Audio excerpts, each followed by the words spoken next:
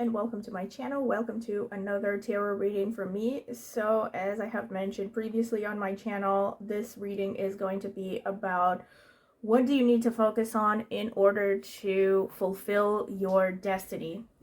And once again, I want to mention that I have chosen the crystals after I have asked myself the question, basically asked Spirit which crystals I should choose, because I have several for this reading. So I choose based on intuition. Basically, I just wanted to mention that. And that's why I choose the crystals first, and then I choose an oracle card for each crystal. So this is for those of you who would like to choose with just crystals, and you have 4 options to choose from. You have pile number 1 with the rhodochrosite crystal.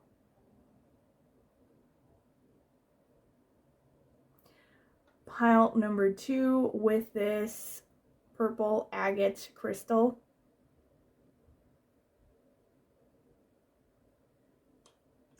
Pile number 3 with this quantum quattro crystal.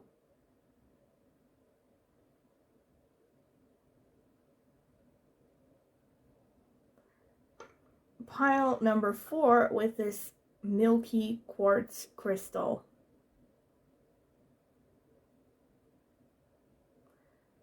So once again, you can pause the video if you need more time to meditate. My suggestion is that you take some time to meditate upon the question at hand. Take some deep breaths, exhale longer than you inhale. That will help to calm you down and keep you centered. And then try to open your eyes and choose the first crystal that stands out to you instinctively. And that is probably going to be the right choice for you. And of course, if you feel drawn to several crystals, you can watch several or even all readings and take whichever resonates. Thank you. And once again, I would like to remind you to subscribe to my channel, because the vast majority of people who watch my videos regularly are not subscribed. It is free and it will only take a second. So please subscribe to my channel, and also please hit the notifications bell if you would like to see a new video. And if you're interested in a personal reading, you can check out the video description for more information on that. Thank you, and I will see you at your reading. So this is the selection process for the oracle cards for each crystal. Gonna try to make space here. This is just to show you that I'm gonna be selecting the oracle cards live, and of course you can skip this phase directly to the selection process with oracle cards if you want to select with oracle cards. So Spirit, what can you tell me about pile number 1, the people who chose the rhodochrosite crystal? What should they focus on in order to fulfill their destiny in this lifetime? What should they focus on in order to fulfill? Whoops, I'm really getting a strong sense that I should pick this one, so yeah. I need to mix them up. Spirit, what can you tell me about pile number 2, the people who chose the purple agate crystal? What do they need to focus on? What do they need to focus on to fulfill this? Okay. Spirit, what can you tell me about pile number 3? What do they need to focus on to fulfill their destiny in this lifetime?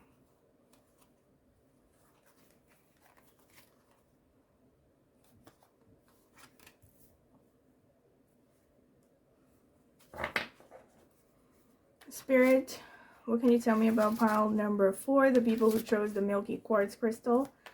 What do they need to focus on in order to fulfill their destiny in this lifetime? Help me out, Spirit.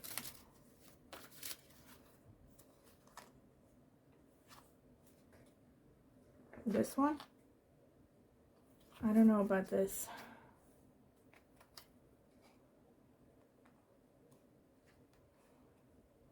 This one really stands out though, so I'm gonna choose it. All right, so let's see. Pile number 1, you have to the moon and back. Pile number 2, you have touch the sky.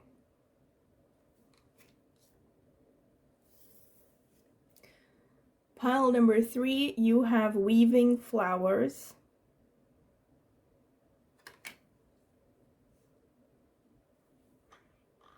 Pile number 4, you have listen.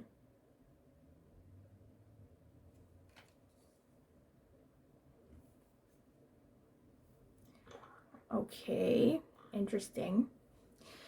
So, once again, you can pause the video if you need more time and meditate a little bit, breathe deeply, ask yourself this question, or ask Spirit or God or whoever you hold to be a higher power for guidance, and then open your eyes and choose the first pile that stands out to you without thinking too much. And I will see you at your reading. So once again, shortly, this is for those of you who would like to choose with both crystals and tarot cards, oracle cards. These are the 4 piles you have to choose from. Once again, I would suggest that you take some time, take some deep breaths, focus upon the question, what should I need to focus on to fulfill my destiny in this lifetime? And you can even address it to God or to Spirit or whomever you hold as a higher power in this life, a higher spiritual authority. You can meditate upon the question, take some deep breaths, and then open your eyes and choose the first pile that stands out to you instinctively, either the image or the stone, without thinking too much about it.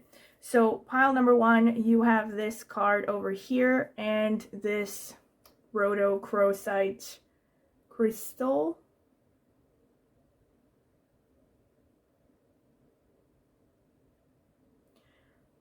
Pile number 2, you have this card over here, or this purple agate crystal.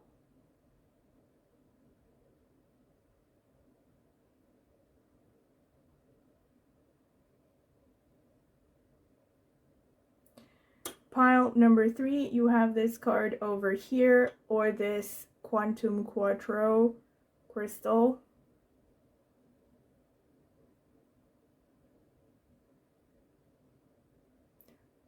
I can't, right, this is how to focus it. Okay, so you have this quantum quattro crystal. Pile number 4, you have this card over here, and this milky quartz crystal.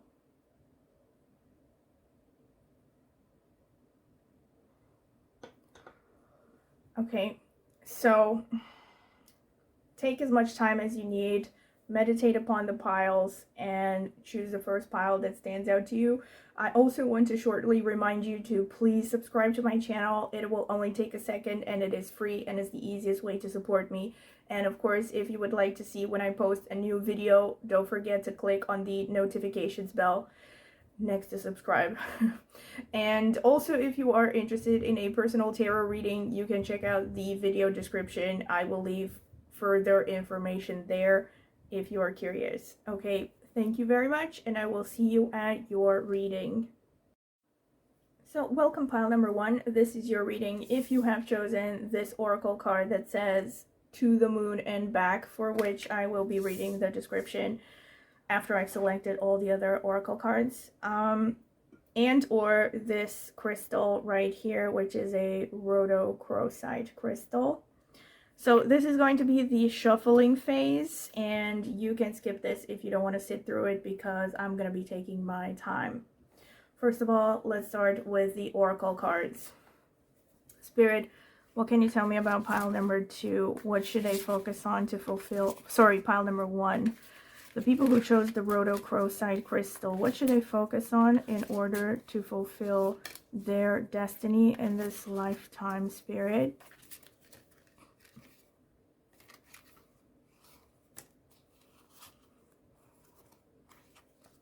Actually feeling this one as well.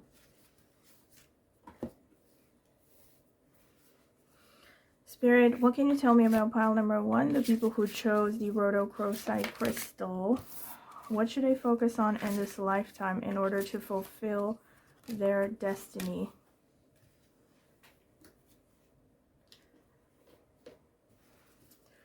Spirit, what can you tell me about pile number 1, the people who chose the rhodochrosite crystal?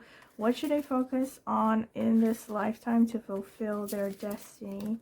To fulfill their destiny in this lifetime. Both of these wanted to come out.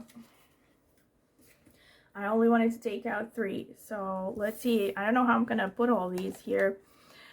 Independence. The more you learn to feed yourself on the inside and care for the inner child, the more freestanding you become. Help me feed and love this inner child, dear Lord. Perfectionism. Permission to make mistakes is so freeing. It's the root of creativity and change. Allow me, divine, to make as many mistakes as I need. Free me from the prison of perfectionism. Patience. If you've tried forever to shift a problem, there's probably something to learn from embracing it. May I let this be for now. Help me relax and trust every need will be met. Often change soon follows. Very nice. Okay. I'm going to put these, I don't know. Let me see. I'm going to put these here.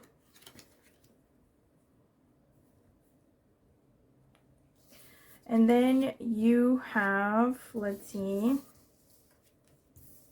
reflection, faith,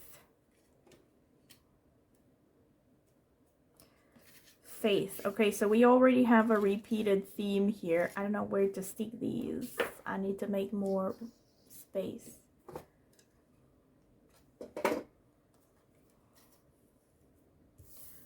And then you have choice. Interesting. So let's see these cards. Higher ground, number 20. Shift your energy. 19. Potential gateway. New experiences and possibilities. Very nice. Okay. I'm going to put these here.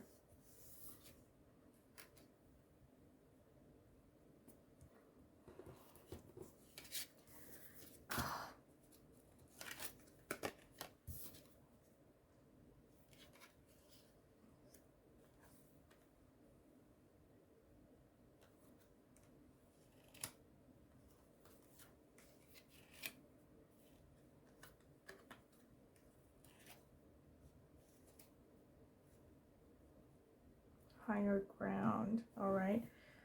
Faith. Now I'm going to read the description for this card that says to the moon and back. Number 51.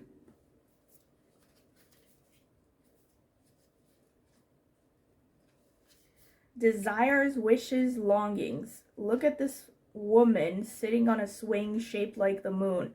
She gazes longingly into the distance as if she would like to be somewhere else. Although her skirt is made out of feathers, she stays seated and does not fly away. This card speaks about strong desires. Sometimes we crave what we don't have. Instead of taking action, we remain passive and let our dreams fall unknown. Let the powerful magic of the moon reveal any unpredictable desires. All right. I'm already getting some ideas, but let's see what the tarot cards say. So, Spirit, what can you tell me about pile number 1, the people who chose the rhodochrosite? What should they focus on to fulfill their destiny in this lifetime? I'm actually getting a strong...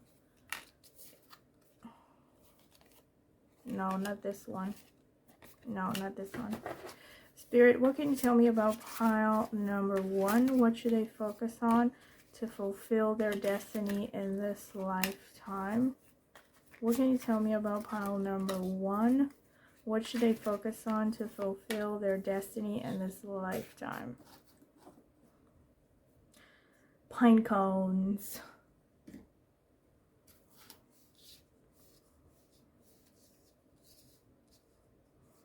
All right. That's enough. So let's see. the Companion, King of Spirals, which is the King of Wands. Then you have Lovers, the Lovers. All right. The Eight of Pentacles, or the Eight of Stones. The Nine of Cups, or the Nine of Mirrors in this deck. The Ten of Cups, or the Ten of Mirrors as it is written in this deck. Ravens, which is the Magician. Very nice so far. Let's see some more cards. Spirit, what does pile number 1 have to focus on in order to fulfill their destiny in this lifetime? No, I'm not feeling this one. Feeling this one. Feeling this one. Feeling this one.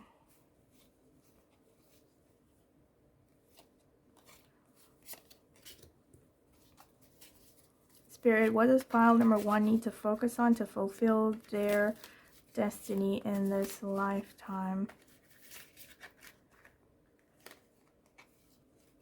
Actually getting this one. So, okay, let's see. The Knight of Cups. The Eight of Wands. The World. You have a lot of great cards. The Ace of Wands. The Knight of Pentacles. The Six of Cups.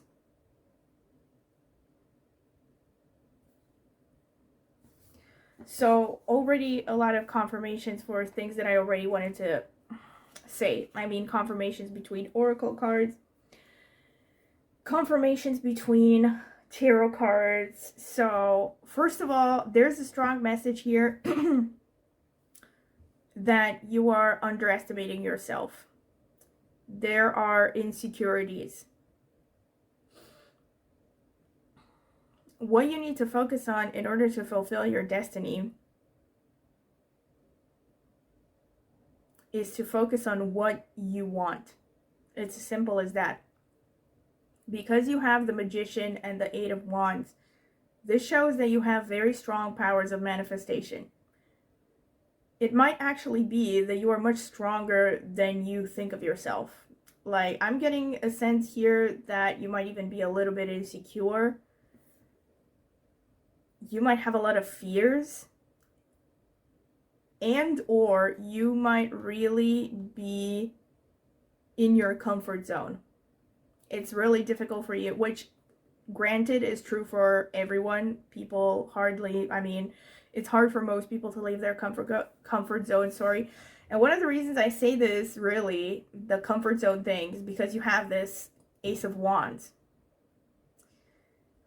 Basically, the cards here are saying you need to take action. I'm definitely getting this message that you have a lot of dreams, like the initial oracle card said, a lot of dreams, a lot of desires, right? The moon is all about the subconscious. It's all about the dreams. It's all about creativity. You have a lot of creativity, a lot of great ideas, a lot of intuition. But you have also a lot of fears. You hesitate a lot. And basically you're afraid to go after what you want for one reason or another. This is what I feel. There is an overwhelming repetition here of the number 6, which to me is Venus energy. It's love. It's about partnerships. It's also about potentially 5th house energy, Leo energy. So, okay, actually I can see that according to these cards, you are meant to live a very full life. Let me just say this, because as you can see, you have all the major themes of a human life represented here. You have the World and the Eight of Wands, which is about travel. You have the Eight of Pentacles. You have the 10 of Cups and the 9 of Cups. And you have the Lovers and you have the Six of Cups, which is about children, right? So you have love, you have children, you have a happy family life, you have career, you have status. So, and because you have the Magician and the Eight of Wands, this is a very strong message that it's all in your hands. You might feel like you are powerless sometimes, or you might feel like you cannot bring about what you want, what you desire. But everything is based on you, right? You need to make things happen. Because of the Eight of Wands, this shows that actually there's nobody really getting in your way, right? Energetically, the path is clear for you. That's generally how I read the Eight of Wands. So it just shows you have the ability to manifest whatever it is you want. And clearly there's a strong theme here that you need to have fulfillment on all planes, right? Your destiny is to have fulfillment on all planes. You need to have a family, and you also need to have romance and love, children, and also a professional life. So you need to focus on all of these things and balancing them out, which I know is easier said than done. But then you have clues here on more specific things you need to focus on in order to achieve these things, right? There is a repeated theme here. Again, look at this. Faith. Faith and choice. So Spirit is telling you you have agency. Reflection as well. Look at this. Which reflection in a way makes me think of, the law of attraction. As above, so below, right? As within, so without. So again, it's kind of like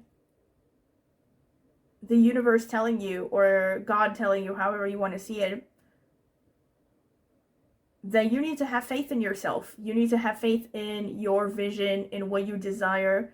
Maybe, there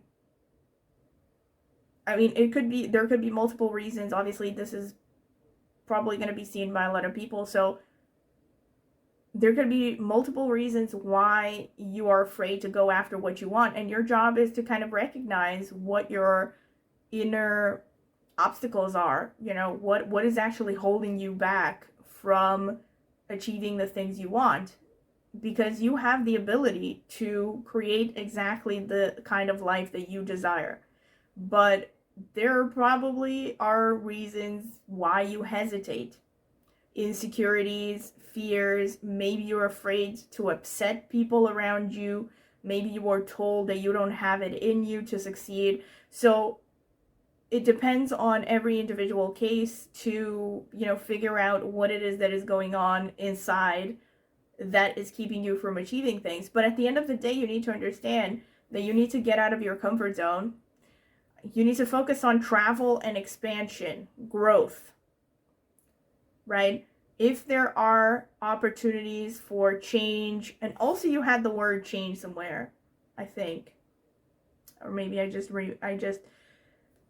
don't know, maybe I just remembered that from somewhere. No, you don't have the word change. You have here, shift your energy, right? So this is like, again, kind of a confirmation. Look at this, higher ground, shift your energy, new experiences and possibilities, potential gateway.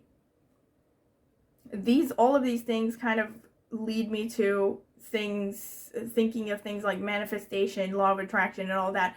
And law of attraction, remember, doesn't just mean wishing on a star.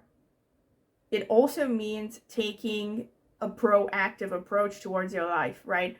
It's like listening to the world as well, listening to the universe, picking up hints, and when you have an opportunity or an inspiration to take action, you should take action. Take challenges, take opportunities.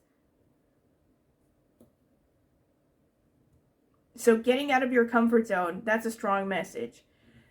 It's further emphasized here because you have the Moon and the Six of Cups.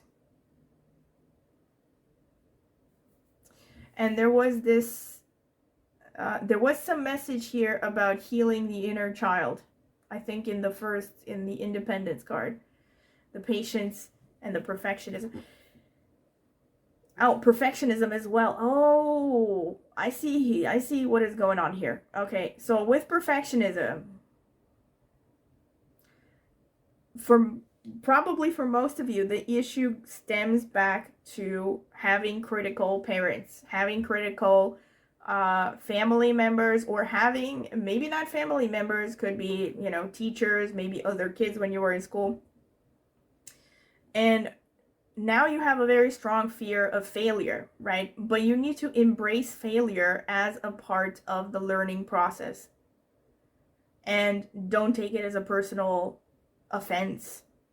I know it's easier said than done, but that already gives you a hint on what you should be working on. Independence is also a strong message to me. Independence to me shows that, again, it stemming back to the message of this card. You might have some insecurity about your visions, your desires, right? Maybe the things that you desire are so outlandish compared to what your family expects from you, or what you were taught to expect by your family, by society, or again, for some reason, you know, one reason or another, you just feel it can't be done because it hasn't been done before. And that is keeping you from taking action because you think, well, it's not going to happen, right? My ideas are too crazy. But you also have to acknowledge the fact that if you don't pursue what you want, you are not going to be happy. You're not going to be fulfilled. So at the end of the day, what I see here is, you know, Spirit telling you, you also need to work on yourself a little bit. You know, try to clear things out for yourself with respect to your attitudes towards yourself, towards other people, finding a balance between being yourself and having relationships, which again, probably is easier said than done. But again, these are the things you need to focus on. You need to become independent. There's also, I mean, for some of you, this could literally be about finances, because you also have the Knight of Pentacles. You have the Knight of Pentacles here, and you have the Eight of Pentacles as well here. So, and also you have the Nine of Cups. To me, the Nine of Cups speaks of self-love. And I know it's kind of like self-love is, you know, constantly being talked about. And there are people out there saying, I remember like seeing some religious leader a while ago saying that there is no such thing as self-love. And I genuinely think that only a person who has taken self-love for granted, you know, a person who was raised in a relatively healthy family environment, can say that there is no such thing as self-love. Like everyone, like self-love, he not just said that there is no such thing as self-love, he said love is given, right? Self-love is given. You are born with self-love. Not true. And I guess in order to understand what self-love is, you need to understand what self-hate is. And it's going hand in hand with the root of perfectionism. People who are perfectionists, again, have had a family environment that did not allow them to be themselves, that did not see them for who they really were. So they grow up with this constant fear of, I can't be myself, I'm going to offend someone. You know, I can't go after what I want. Maybe my success is going to make my parents feel bad about themselves because they haven't achieved more. You know, all kinds of things like that. So there are definitely things holding you back. Basically, if there are things holding you back with these cards, they're mostly to do with your inner landscape, with your emotions, with your attitudes. Because, like I said, according to these cards, there are very few things that are actually standing in your way when it comes to creating the dream life, creating the life that you want. And it actually is very important for you to love yourself, to nurture yourself, your uniqueness, your individuality. Because of the Magician card there, and also because of the World and the Eight of Wands, this shows that, you know, for you, it's very important to be authentic. Part of your destiny is to be authentic, right? And it might be that, you know, even, I know this is going to sound pompous or something, but think about the fact that it's actually not pompous. It's true for everyone if you think about it from a spiritual perspective. Whether you fulfill your destiny, whether everyone fulfills their destiny, affects everyone, right? Think about what the world would have looked like if Einstein wouldn't have fulfilled his destiny, or I don't know, different people who have contributed in major ways, right? Like the guy who invented penicillin, who discovered penicillin, or the guy who, I don't know, let me think, all kinds of them. I remember the first guy who said that microorganisms make us sick. He was considered insane, but he basically was a pioneer of ideas, right? And he was the first one who said, you know, doctors should pay attention to hygiene in order to prevent spreading infections and bacteria. And so basically it's kind of like, so my point here is you need to not think of yourself as, I'm being selfish if I focus on achieving my dreams. You need to think of it as, I have a responsibility towards myself and even towards other people that I achieve my dreams. There's like, and again, on a more practical level, I can tell you, you might want to work on your heart chakra if you want to get more into metaphysical things. Maybe do sun chanting mantras if you come from Vedic astrology perspective.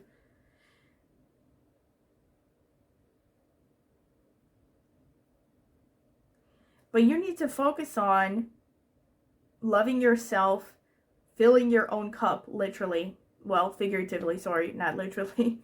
In the sense that, you know, you need to give yourself validation. You need to learn to take care of yourself. Maybe even self-parenting, right? There are theories about that.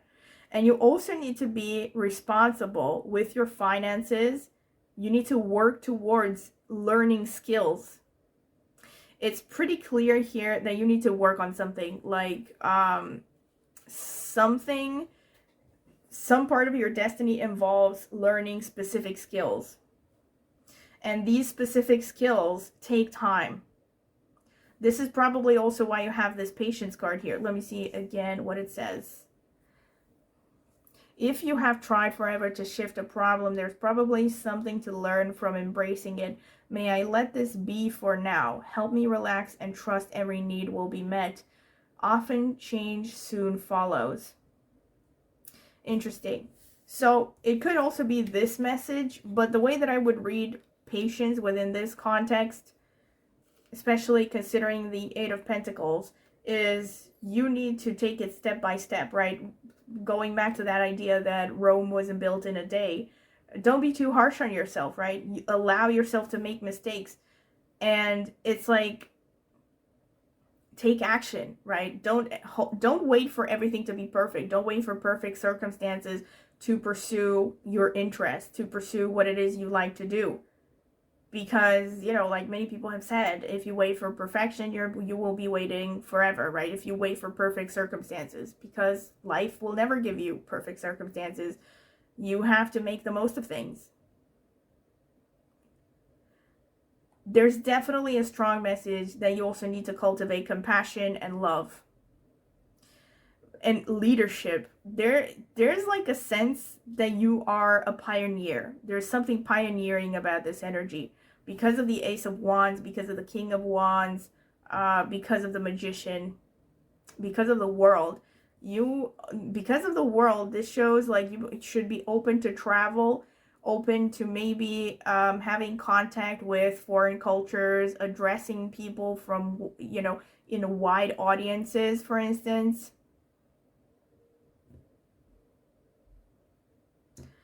For some of you more specifically, it could be that you need to focus on something with children, but for most of you actually, irrespective of whether you feel called to work with children or not, This is definitely, you know, bringing attention to the inner child issue.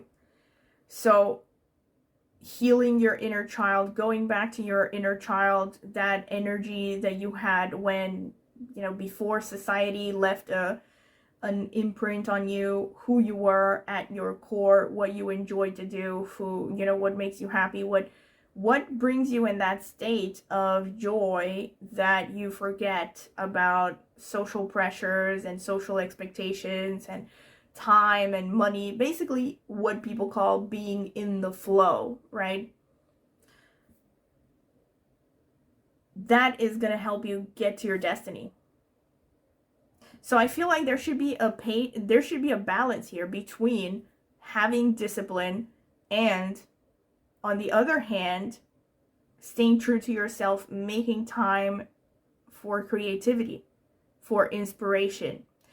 And at the baseline, having faith, right? At the base of your energy, there should be faith. Having faith in life, in a higher power.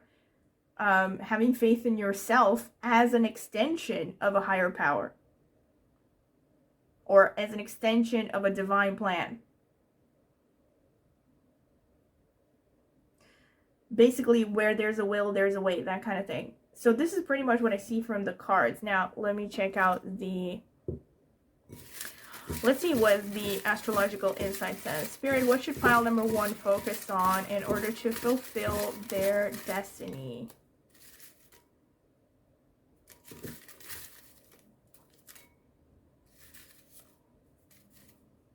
Yeah, I'm not getting anything else. Spirit, what should pile number 1 focus on to fulfill their destiny? All right, so let's see. The moon. I mean, the reason I'm laughing is because I can't get over how Spirit is paying attention. I just can't.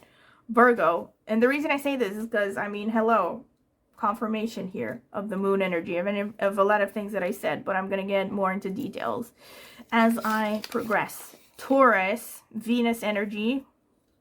Virgo is Mercury energy. Interesting. Virgo can explain the insecurity that I was talking about. Libra, more Venus energy. Like I said, Venus, a lot of Venus energy. And Rahu, not surprising, because this is a confirmation of having to do with foreign cultures and foreigners. And potentially media, because the world makes me think of someone who reaches the wide world, right? So you could have like an online presence or something like that. 4th house, this is family. This is also subconscious, mother's lineage, mother's side of the family. Family. And oh my God, like literally exactly what I said. The balance between the 4th house and the 10th house, which is the balance between family life and career. 10th house again. So you definitely have this strong emphasis on the 10th house. 12th house, very interesting. Spirituality, faith, confirmation. Let me see. 11th house, this is wide audiences. So, like I said, a lot of confirmations. So let me break down all the confirmations that I see here. Because of this Virgo energy is together with the moon energy. You might even have, maybe you have moon in one of these things like Taurus, Libra, or Virgo, but not necessarily, right? This is about energy. So you could have, with Virgo showing up, maybe you have a strong Mercury energy in your horoscope. Because, so the reason I say this, right, because Virgo is about overthinking. It's about being analytical. Virgo, more than any other sign, is about splitting hairs, right? So it makes me think of analysis paralysis, right? It's like constantly thinking about all the different ways that things could go wrong and, you know, over-analyzing and not getting bogged down in details. That's another thing. Not seeing the woods for the trees, that kind of thing. That's another Virgo flaw. So it's something, these things are things you need to watch out for if you want to fulfill your destiny. And the Taurus and the Libra, like I said, so moon definitely, I'm jumping around a little bit, but, you know, it's funny to me how all these things are hand in hand. The moon is about the family lineage. It's about the subconscious. It's about the imagination. It's about motherhood. It's about nurturing. So like I said, this could be about parenting. Like you need to focus on parenting yourself as well, especially if you recognize that, which everyone should recognize, that they have various traumas throughout their lives. Being a good understanding person, like a parent figure to yourself, learning how to parent yourself, but also learning how to be nurturing and parenting towards others, potentially children. Like you could be, I don't know, maybe working with kids even. And Taurus and Libra are Venus energy. Like I said, love, heart chakra. So to me, also Libra is about becoming diplomatic, putting yourself in the other person's shoes. Taurus is about focusing on the small pleasures of life, but also on beauty and comfort and nurturing and also potentially nature, right? Because you have this earth energy here. And Rahu is about, like I said, this is about, being Rahu, again, I wanted to say something, but it will take a long time to explain this. If you come from my astrology channel, you know, Rahu is a very tamasic energy. So that means that Rahu doesn't wait for others to give him permission, you know, to do things.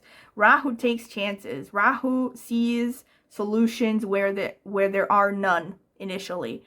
So this actually is a confirmation of what I said about pioneering spirit, you know, and also throughout history, the strongest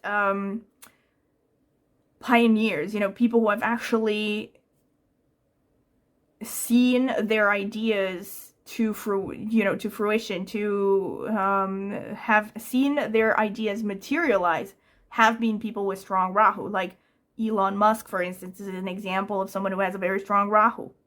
Mars conjunct Rahu, if I'm not mistaken, just off the top of my head. But Rahu has that. First of all, Rahu is connected to state-of-the-art technology and science and IT and media. So it could be that you should focus on cultivating these things, focusing on media. And it's also foreigners and foreign cultures. And it's anything that is basically unusual, unorthodox, non-conforming, right? So there's definitely this confirmation that Spirit is telling you, don't be afraid to be non-conforming. Don't be afraid to ruffle feathers, right? To go after your vision. And because the 10th house came out twice, there's definitely a strong emphasis here that you need to focus on your career. You need to focus on your, not just career, but let me put it in a spiritual term, social responsibility, your karmic duties towards society.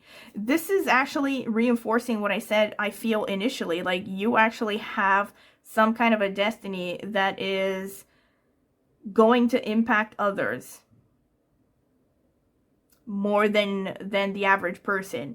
So this is why there's a strong message that it's really important for you to stay true to yourself, stay true to your vision, and don't be deterred, and don't let, you know, fears bog you down and people tell you can't do things. Especially if you know that you have certain ideas that, you know, if you are the kind of person that has had these ideas like, I want to change something, you know, change the way things have been done so far in a particular field, or I want to revolutionize something like that, right? If this is definitely a strong confirmation if you've ever had these kinds of ideas, that this is your reading and that there's a strong message for you here. And with the 4th house, there's a message, you know, don't neglect your family life, don't neglect your home base. There's also some kind of a connection potentially to your mother's lineage, to the mother especially here, right? Mothers and motherhood. For some of you, this could be like some kind of a karma to do with the mother and the mother figure. Like maybe there's some kind of transgenerational trauma coming down from your mother's side, and it's your job to focus on healing it. There's something to do with the mother figure here, healing the relationship with the mother, and not just the mother, but by healing the relationship with your mother, you heal your relationship to the divine feminine, right? And to your attitude towards mothering and nurturing in general.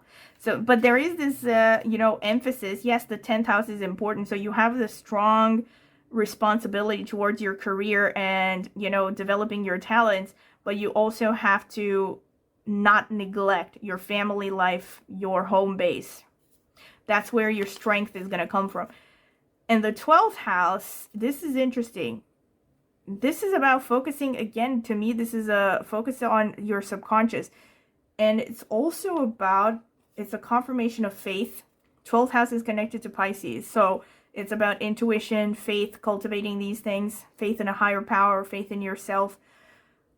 But more practically, this is an invitation from Spirit to track your dreams. I know maybe that sounds a bit random, but if you are confused, especially for those of you who are maybe confused, you don't understand yourself very well, try to write down your dreams every day, every time you remember them, when you wake up. And then after a while, you know, go over them and see if there are repeated patterns that you recognize and themes, especially for those of you who maybe have a hard time understanding yourself or understanding if you're suffering with traumas and stuff like that, or restlessness, or maybe you're confused about your path. Try to understand yourself through your dreams. Like, there's some strong connection to your subconscious here. So your subconscious is a great source of inspiration, and it's also a great source of inspiration and imagination, but it could also be the source of bringing up solutions for you in your life in general. And the 11th house shows you need to focus on friendship. Also, the 11th house is about friends, potentially older siblings. Again, for some of you, this could be more specific. Some kind of a relationship with an older sibling could be significant. And it's about focusing on gains. It's about focusing on touching wide audiences, right? Large groups of people. Friendships and socializing in general, and just focusing on building connections and relationships, actually. So yeah, this is pretty much what I have for you, pile number 1, and I hope you have found it interesting, because I definitely have. And if you have enjoyed it, please don't forget to like and subscribe to my channel, and also click the notifications bell to see when I will post a new reading. And don't forget to comment in the comment section if you have any feedback to give about this reading. And also, if you're interested in a personal reading, I do personal tarot readings. You can check out the video description. I will leave more information about that in the video description. So thank you once again for listening, and I will see you at the next tarot reading. Thank you. Welcome, pile number 2. This is your reading if you have chosen this purple agate crystal and or this card that says touch the sky, for which I will be reading the description at the end after I select all the other cards. So this is going to be the shuffling phase. You can skip this phase directly to your reading if you don't want to sit through it, because I'm going to be taking my time. Okay. So Spirit, what can you tell me about pile number 2, the people who chose the purple agate? What should they focus on in order to fulfill their destiny, Spirit? What should they focus on in order to fulfill their destiny? Spirit, what should they focus on in order to fulfill their destiny? All right. Spirit, what should pile number 2, the people who chose the purple agate crystal, focus on in order to fulfill their destiny? What should they focus on in order to fulfill their destiny? Spirit, what can you tell me about pile number 2? What should they focus on to fulfill their destiny? Spirit, what should pile number 2 focus on to fulfill their destiny in this lifetime? What should they focus on to fulfill their destiny in this lifetime? Spirit, what should pile number 2 focus on to fulfill their destiny in this lifetime? All right. I don't know why I turned it over instinctively. Okay, so I'm going to start with these then. Heighten your vitality. Maintain your childlike spirit. And empowerment. All right. I'm going to put these here. And then you have contentment. You can learn to rest in what you already have and already are. Suddenly you remember, I'm right here resting in God. Truth. When everything is done as an offering, even the act of speaking, you get shown when to talk and when to be silent. Your words come from silence, not fear. You do the talking, dear Lord, take me over and speak through me. All right, and love. It's not about finding love. You are love itself. Help me, Lord, to send so much compassion and caring to the inner child that I always remember I myself am love.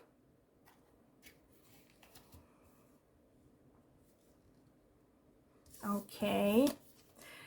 Peace, expression, and dreams. Wow, very nice. Okay, so I'm gonna try to sneak these in somewhere.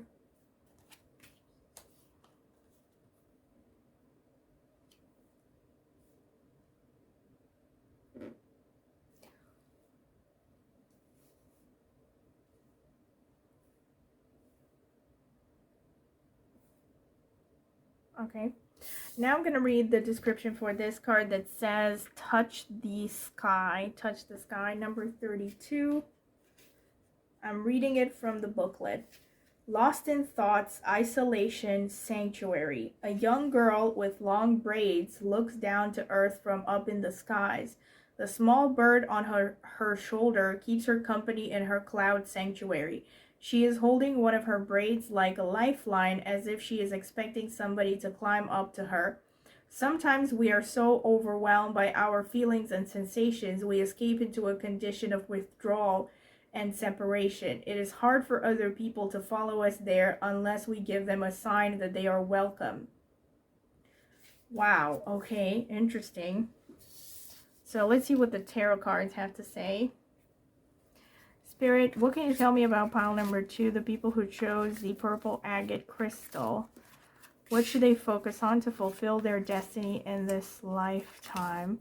What can you tell me about the people who chose the purple agate crystal? What should they focus on to fulfill their destiny in this lifetime?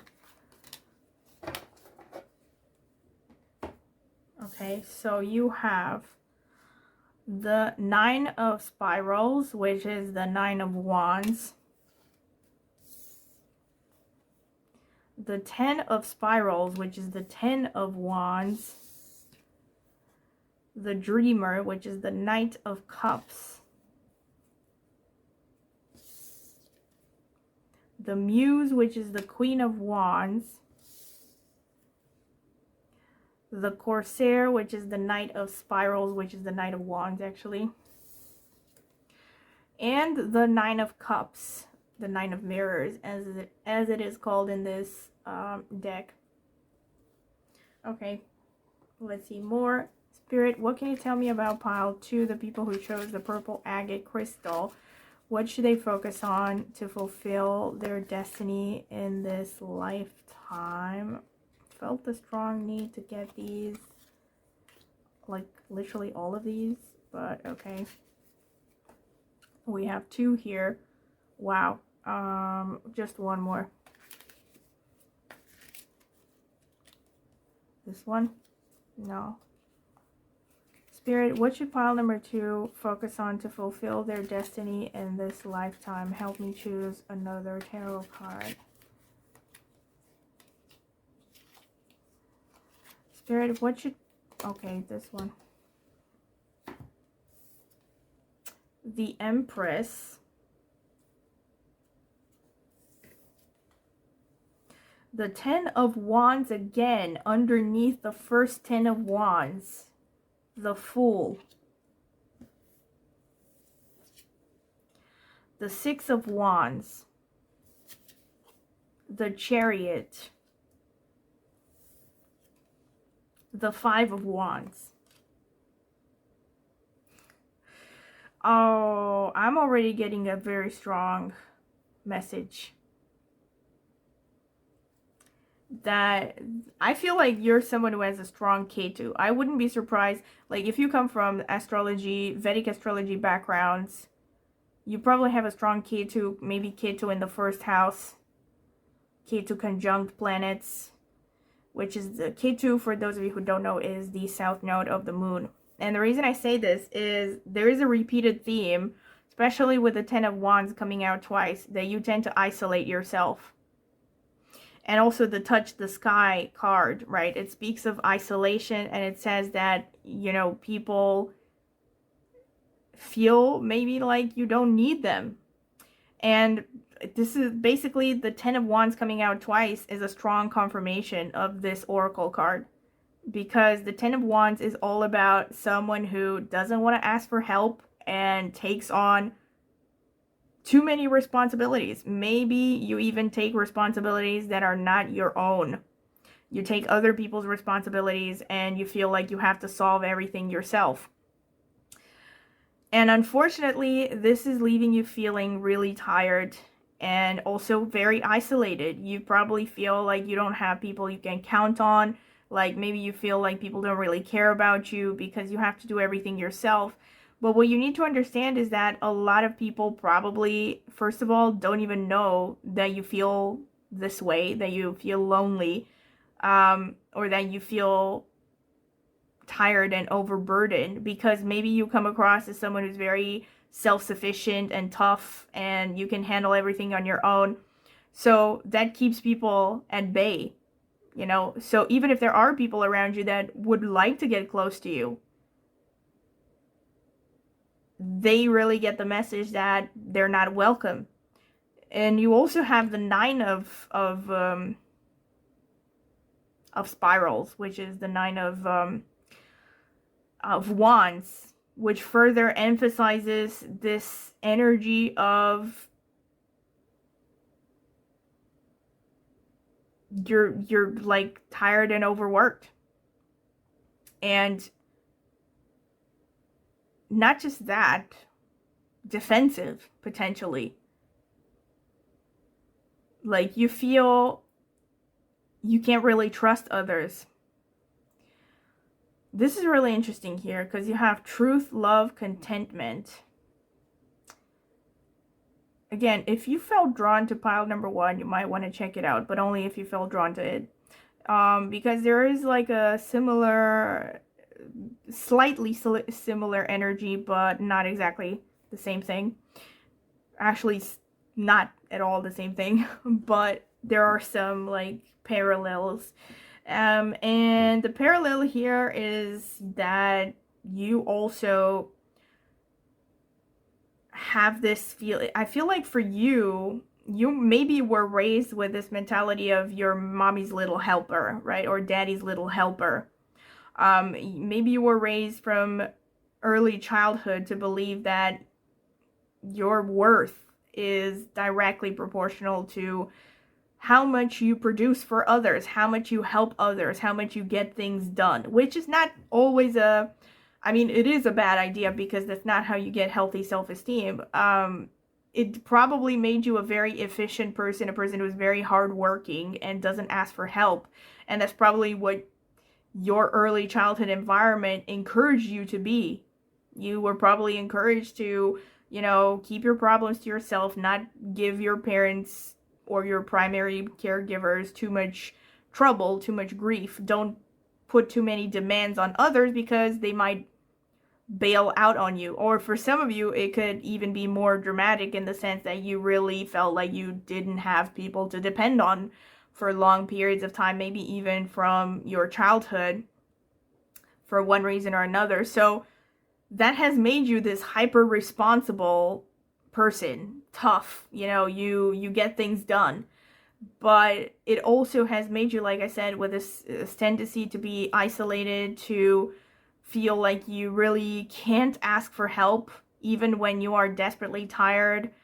Or you might, worst case scenario for some of you, that's where I was going, is that it might make you feel like if you don't overextend yourself for others, if you don't do things for them, that they won't love you. Or that you're not worthy somehow, right? If you don't take on other people's responsibilities. Like, I'm getting maybe even a feeling like you have a hard time saying no for some of you.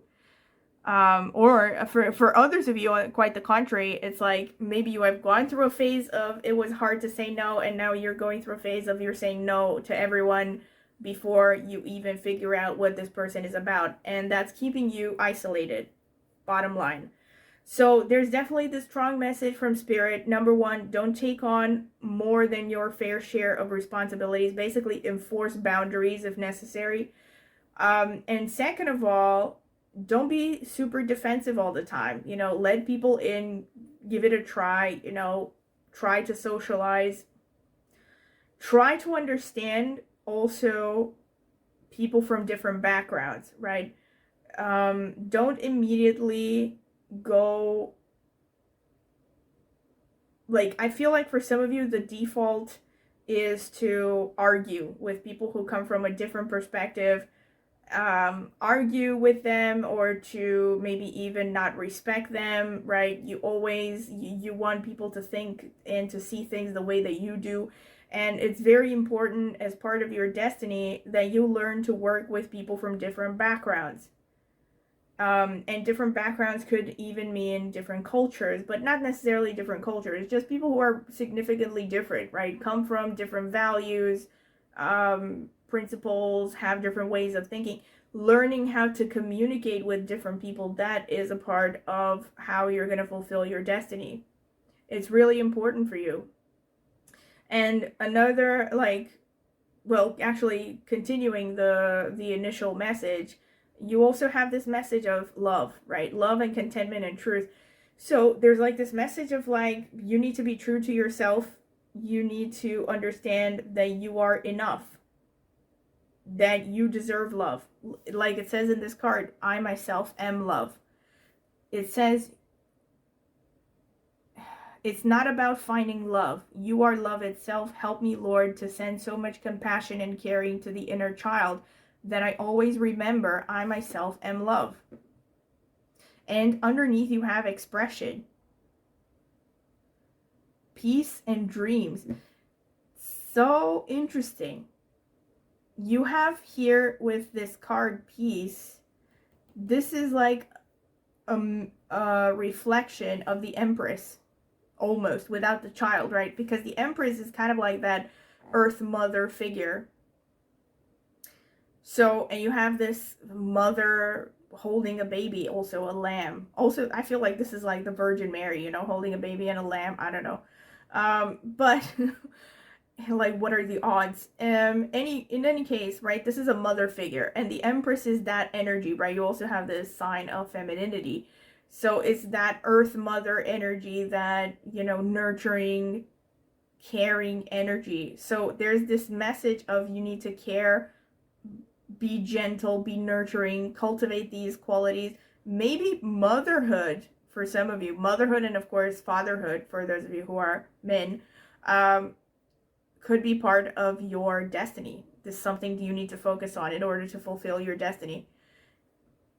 Since you have dreams, this could be an expression. This can be interpreted in two ways.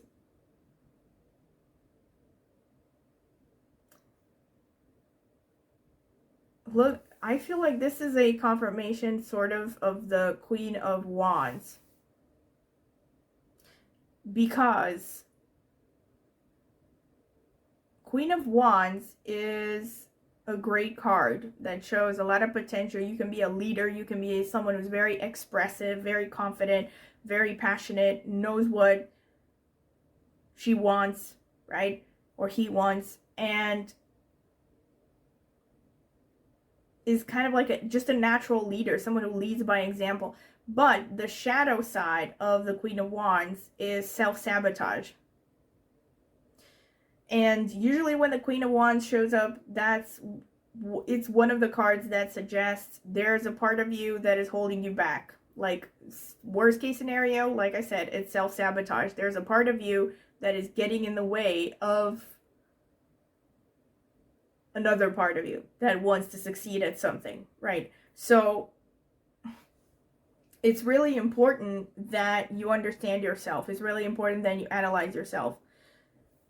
Because you have dreams and expression. So to me, it's like about your path is about pursuing your dreams. It's about expressing yourself, but it's also, with the dreams card, it could even be about cultivating intuition, listening to your dreams. This is why I said there's kind of a similarity between pile number 1 and number 2. So if you felt drawn to pile number 1, you should check it out, but otherwise, forget it. Maintain your childlike spirit. Heighten your vitality, empowerment. The Chariot, the Queen of Wands. Let me see. Yeah, heighten your vitality kind of, you know, again, seems to go hand in hand with the 10 of Wands coming out twice. A lot of you maybe are very tired. And of course, there are parts of that that maybe are not in your control, or at least not immediately, right? I mean, maybe you have a job that is very tiring and it's going to take a while to find something else. But some of that is also within your control, right? You can maximize your vitality. Make sure that you get enough rest. Make sure you get enough nourishment. Listen to your body, right? What makes you feel good? What doesn't make you feel good? So there is that strong message, and it's also repeated through the Queen of Wands, the Six of Wands, the Chariot energy as well. And like, similar to pile number 1, like I said, there's the Nine of Cups also came out. And there's this message of healing the inner child, loving yourself, understanding that you are enough by yourself, that you don't have to bend over backwards for other people to love you and accept you, right? It doesn't mean that you can't do acts of service. I feel like for some of you, maybe acts of service are your love language even. But it doesn't mean that you can't serve others. It just means that you also have to first and foremost take care of yourself, because your responsibility is towards yourself mainly in this lifetime. And once you also take care of yourself better, you're in an even better position to take care of others, right? And it's interesting because you have the Ten of Wands twice, and then you have the Knight of Cups and the Fool. So like I said, I feel like for some of you, you're potentially artistic, right? That is like your hidden side that maybe you don't show to a lot of people, but you have a lot of passionate, I feel like maybe you're into acting, some of you into acting, into things that are dramatic, a lot of expression of energy, or types of sports that also have an artistic side, like, I don't know, figure skating or dancing. This is the kind of energy that I'm getting here. For some of you, it may not be anything to do with this. And of course, it doesn't have to be that everyone is going to have a career in acting or something like that. This is a call for you to pursue your ideas, your creativity, your passion. What makes you alive? What makes you energized from within? The Chariot says you need to push through, right? And then you have the Knight of Wands and over the Chariot. And so there's a lot of fire and water energy. I wouldn't be surprised if you have a lot of like fire and water energy in your horoscope as well. So this to me is mainly an artistic temperament, right? Also someone who potentially is like really spiritual because of that dreams energy as well. The Six of Wands says you are basically destined to have great success in this life. And you must also constantly be grateful for what you have achieved up until the present moment. It's good to have goals and it's good to want to achieve things, but always remember that you have already achieved a lot, right? Don't beat yourself up. Think of every little thing that you have achieved so far, make a list, and think about how grateful you are for all of these things. And that's actually going to help you build up your confidence and your self-esteem and energize you throughout the process, right? It's also a message that if you have like a long-term goal, you might want to break it down into several milestones. Don't just focus on the big picture that might be too daunting, right? Instead, celebrate every milestone.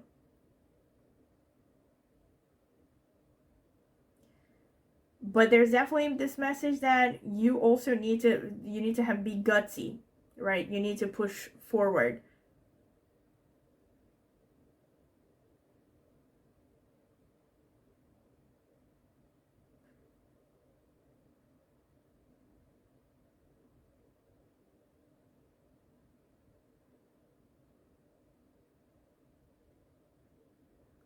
And you need to follow your intuition.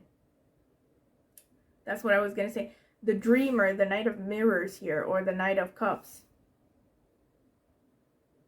This is like a confirmation of this dreams card.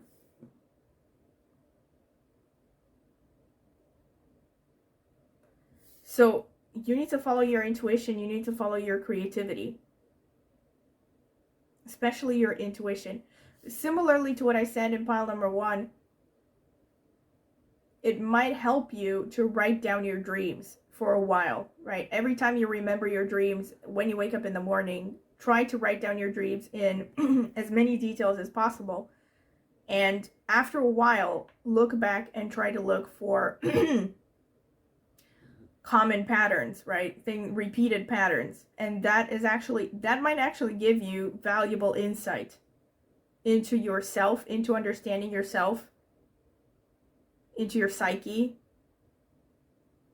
maybe understanding why you feel the way you feel, why you're sabotaging yourself, because the Queen of Wands speaks of having a shadow self, right? That is somehow creating hurdles for you. And okay, this is pretty much what I can see through the cards. And now I'm gonna get to the notes, okay? Spirit, what can you tell me about pile number 2? What should they focus on to fulfill their destiny in this lifetime, Spirit? What should they focus on to fulfill their destiny in this lifetime, Spirit? What should they focus on to fulfill their destiny in... Okay. Spirit, what can you tell me about pile number 2? What should they focus on to fulfill their destiny in this lifetime? What should they focus on to fulfill their destiny in this lifetime?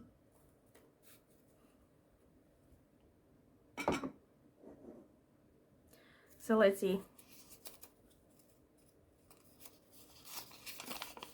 Saturn. Wow. I just realized, like, Saturn is probably the planet that I would most associate with the Ten of Wands, and you have the Ten of Wands twice, but I'm gonna break it down in a bit. Mars, to me, is a confirmation of the Chariot, and also the Knight of Wands. Leo is a confirmation of a lot of things that I said, about healing the inner child, about expression, drama. Scorpio, not surprised. A lot of passion. So also what I said, right? Fire and water energy. But also Saturn speaks of a lot of earth energy as well. Aries, more fire energy. And again, to me, this is like confirmation of the Knight of Wands and the Queen of Wands, all of the Wands actually. And the Chariot especially, I would say most connected to Mars as an energy. First house, this is about focusing on yourself, putting yourself first. 12th house is about focusing on intuition and dreams, like I said, confirmation. Second house, this is about family of origin and voice. For some of you, maybe you are meant to be singers. 10th house, this is about career and social status and reputation. 11th house, this is a house of gains from career and social reputation. And also it's large crowds. 12th house, again, very emphasized. Not surprised because you have this dreams thing. You also have the word dreams here, and then you also have the, here, the Dreamer, the Knight of Mirrors. which is the Knight of Cups.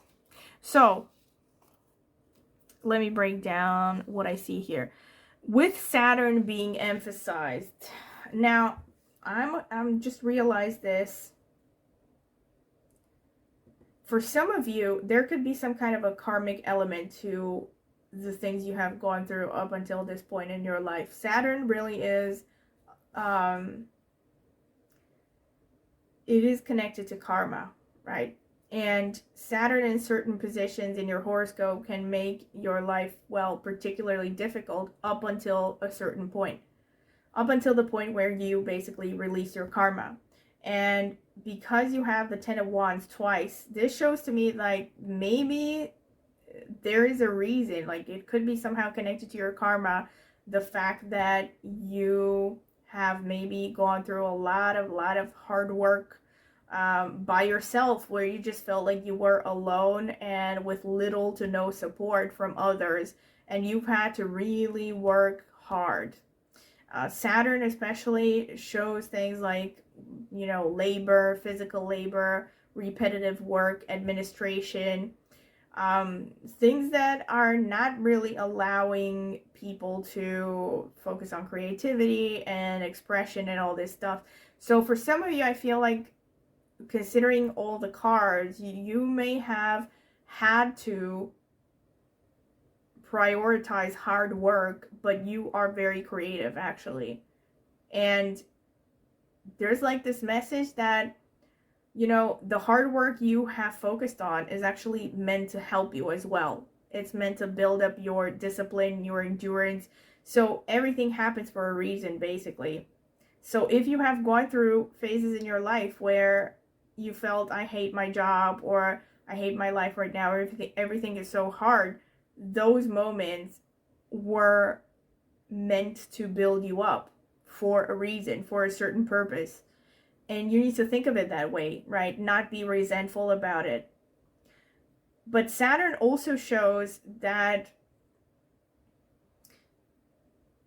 you are supposed to, you know, build up your discipline, your patience, your ability to work hard, your ability to delay gratification. It's really important in order to reach your destiny, right? It's part of your destiny, basically, to work hard, at least some period of your life, a significant period of time in your life. And with Leo and Scorpio, there's a lot of dramatic energy in Aries as well.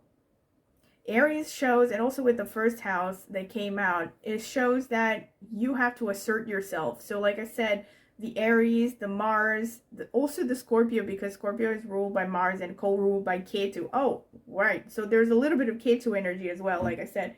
So Ketu is the south node of the moon, and it shows isolation, among many other things. It also shows intuition, right? So there is this theme that you maybe have isolated yourself a little bit too much, so you need to get out there, socialize, connect with others, and also push yourself forward, you know, be assertive. I don't mean push yourself in the sense of walking over dead bodies, but learn to be assertive, right? Stand your ground. Don't take on, for instance, more responsibilities than you have to.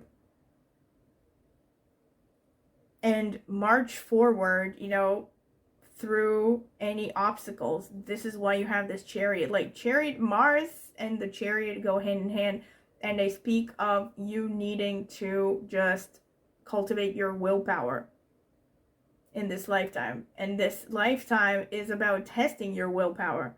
You having, I definitely feel for some of you might be athletes, because Mars and Saturn is the combination that you often see with people who are athletic, because Mars is the physical body, and you also have the first house, which is again the house of the physical body and physical appearance as well. And Saturn is about discipline and repetition. So when you have contacts between Mars and Saturn, you have a lot of discipline, you have a lot of focus on repetitively using the body, which is something you typically see in people who are athletic. They have to practice the same exercises over and over and over again to train their muscles, right? So for some of you, this could literally be you know, if this resonates, it's definitely part of your destiny. If you have felt drawn to, you know, some kind of athletic pursuits, some kind of sports, right? This is a confirmation of that. This could be part of your destiny. You have to, and Mars is also, the first house is also about asserting yourself. It's about being well known somehow, being at the forefront. Leo as well. So, and also Leo is the sign that is most connected to love, children, and dramatic arts. And arts in general, creative expression in general, but especially dramatic arts. Things where you are center stage, where people are looking at you, you know, you're expressing yourself. I mean, look here, you have the word expression, right?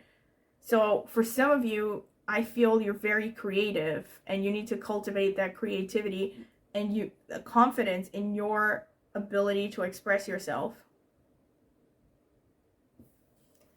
You also have to focus on your career. And the second house, like I said, the voice. Your voice is important. Your face is important. Your physical appearance is important. Take care of them. Take care of your body, your appearance. So I see a lot of like artistic stuff here. So I would be surprised if there are people in this group that don't have at least some kind of flirtation with an artistic profession or expression. Or maybe not artistic, like I said, could also be athletic with the same probability. Could also be something very mystical, something to do with occult, intuition, anything that has to do with strong intuition, because you have the 12th house twice. And the 12th house also, ironically, is the house of isolation. So again, there's like this confirmation.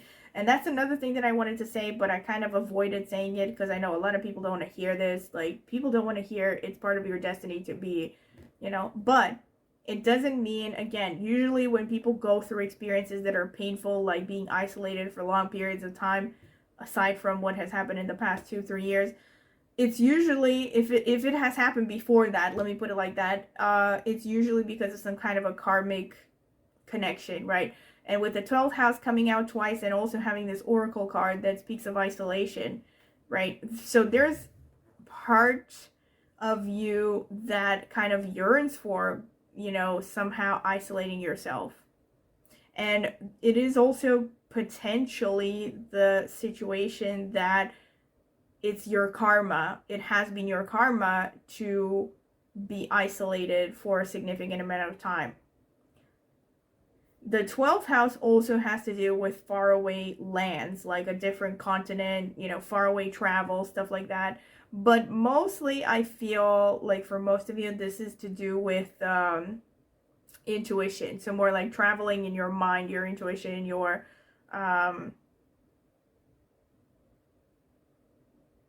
subconscious. That's another thing. But of course, the 12th house being connected to Pisces is also very connected to creativity. Like I said, so I feel like for some of you, there is like this very strong, very, very strong intuition, creativity. You might even be like bordering on psychic for some of you. And of course, it could be a combination of multiple things that I have said here. Okay, so this is pretty much what I have for you, pile number 2, and I hope you have enjoyed it, because I definitely have. I thought it was really interesting. And if you have liked it, of course, please don't forget to like the video, subscribe to my channel. It's free and it's the best way to support me. And also, please click on the notifications bell to see when I will post a new tarot reading. And if you're interested in getting a private reading from me, you can check out the video description. I will leave some information about that there. Okay, thank you, and I will see you at the next reading on this channel. Welcome, pile number 3. This is your reading. If you have chosen this card over here that says Weaving Flowers, for which I will read the description once I have selected the other oracle cards, and or this Quantum Quattro crystal. So this is going to be the shuffling phase. You can skip this if you don't want to sit through it, because I will be taking my time. All right. So Spirit, what can you tell me about pile number 3, the people who have chosen the Quantum Quattro crystal? What should they focus on to fulfill their destiny in this lifetime? Okay, that's enough cards. All right, some more. Spirit, what can you tell me about pile number 3, the people who chose the Quantum Quattro crystal? What should they focus on to fulfill their destiny in this lifetime? Actually, no. Spirit, what can you tell me about pile number 3, the people who chose the Quantum Quattro crystal? What should they focus on to fulfill their destiny in this lifetime?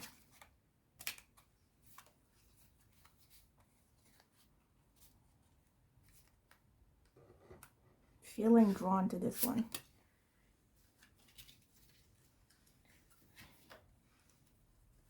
Spirit, what can you tell me about pile number 3, the people who chose the Quantum Quattro crystal? What should they focus on to fulfill their destiny in this lifetime? Okay, you have 2 cards that popped out.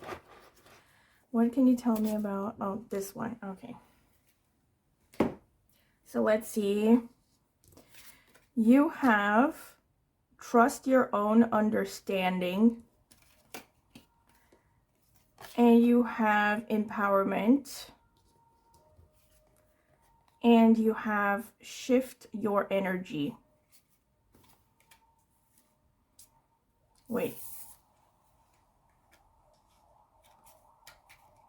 I'm going to put these here. Hope you can see them.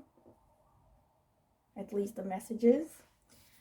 And then you have abundance, divine beloved. Please show me how to feel fully deserving to receive. I release my ego's plan and open to being a vehicle for abundance. Money. All my finances are now in divine order. Love itself knows my needs and is the source for all. I needn't cling to gain or fear loss. Every need will be met through offering all to the divine. Aging. I am one with unlimited love, beyond all seeming restrictions of age. I am filled with joy, energy, and beauty, a vessel for the divine Shakti. Interesting. You have money and abundance. Already there's a strong message about finances here. Okay. And you have wisdom, centering, ancestors, truth. All right.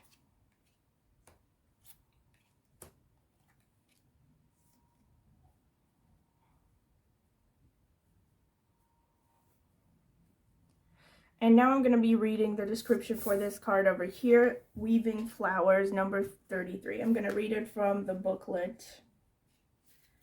Creator, art of the universe, integration. Here we see a woman gathering the delicate petals of blossoms and making them into flowers. It seems like she is weaving them together, bringing a greater whole into being. She is calm and concentrated on her work. This woman is a creator. She draws from the petals falling from the sky and growing from the earth. Inspiration is all around. Gather it up to create a new whole.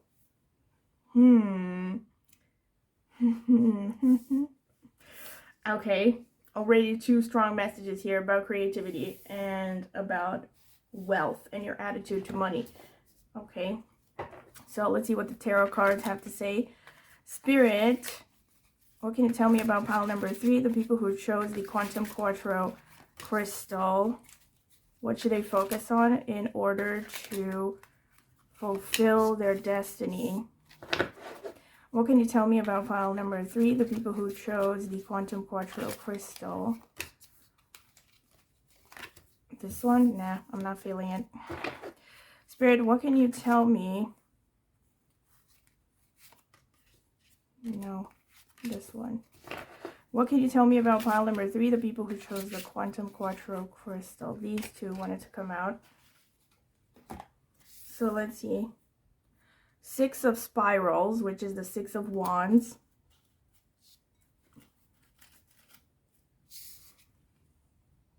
The Star. The 2 of Spirals, which is the 2 of Wands. The 10 of Mirrors, which is the 2 of Cups, the 10 of Cups, sorry. King of Stones, which is the King of Pentacles. And the Sun. Not surprised, because you have that oracle card that says, that talks about being a creator. So already there's a confirmation here of the initial message, but let's see what else. Spirit, help me choose the right cards for pile number 3. What should they focus on in order to fulfill their destiny in this lifetime? What should they focus on to fulfill their destiny in this lifetime? What should pile number 3 focus on to fulfill their destiny in this lifetime? What should you focus on? What should they focus on? Okay, these two. So you have the Lovers, the Queen of Cups, the Chariot, the King of Cups, Judgment. This is a confirmation of the Ancestors card, but I'm going to get more into detail. And the 4 of Pentacles. So, first of all, if you felt drawn to pile number 2, especially, but also to pile number 1, you might want to check them out. But there are some common themes with pile number 2, but there are significant differences as well. So the first things that really stand out to me, first of all, is the repeated karmic theme here. So you have Judgment, and then you have Ancestors. So, and Truth. So to me, this is about, it's not exactly something that you have to focus on consciously, but it is maybe something that is going to help you put things into perspective, that you have something to solve in terms of ancestral karma, for instance. And, you know, so, and it's also like there's a strong karmic factor in your life, right? There are things that you have to experience just because you have to pay off some debts from previous incarnations. This is if you believe in incarnations, I mean reincarnations and all that stuff. And also you have ancestors. So to me, it's more like you have to pay some karma from your ancestral lineage, which is actually, according to, you know, some mystical teachings that I've heard, usually what happens is that people get incarnated in the same bloodline over and over again, but you may not have any idea who you were in a past life, because you may have lived in the same bloodline maybe 1,000 years ago, right? And nobody traces back their family.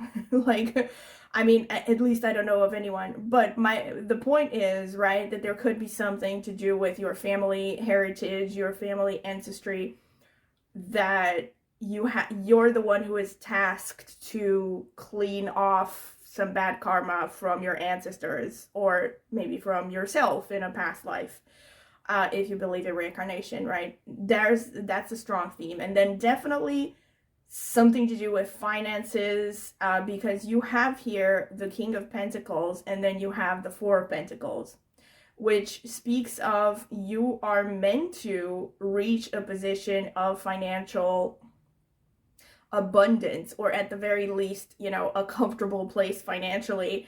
But you are, you know, also being advised on the one hand to manage your finances, but at the same time not to be too stingy, right? You might be the kind of person who thinks that by sharing your wealth, or you know, investing, or yes, maybe even giving to charity is a bad thing. Or you could be just someone who, not even about charity, like you could be the kind of person that you don't even want to give your finances away to, I don't know, your spouse, or like maybe you don't want to spend too much money on gifts even when you could easily afford it.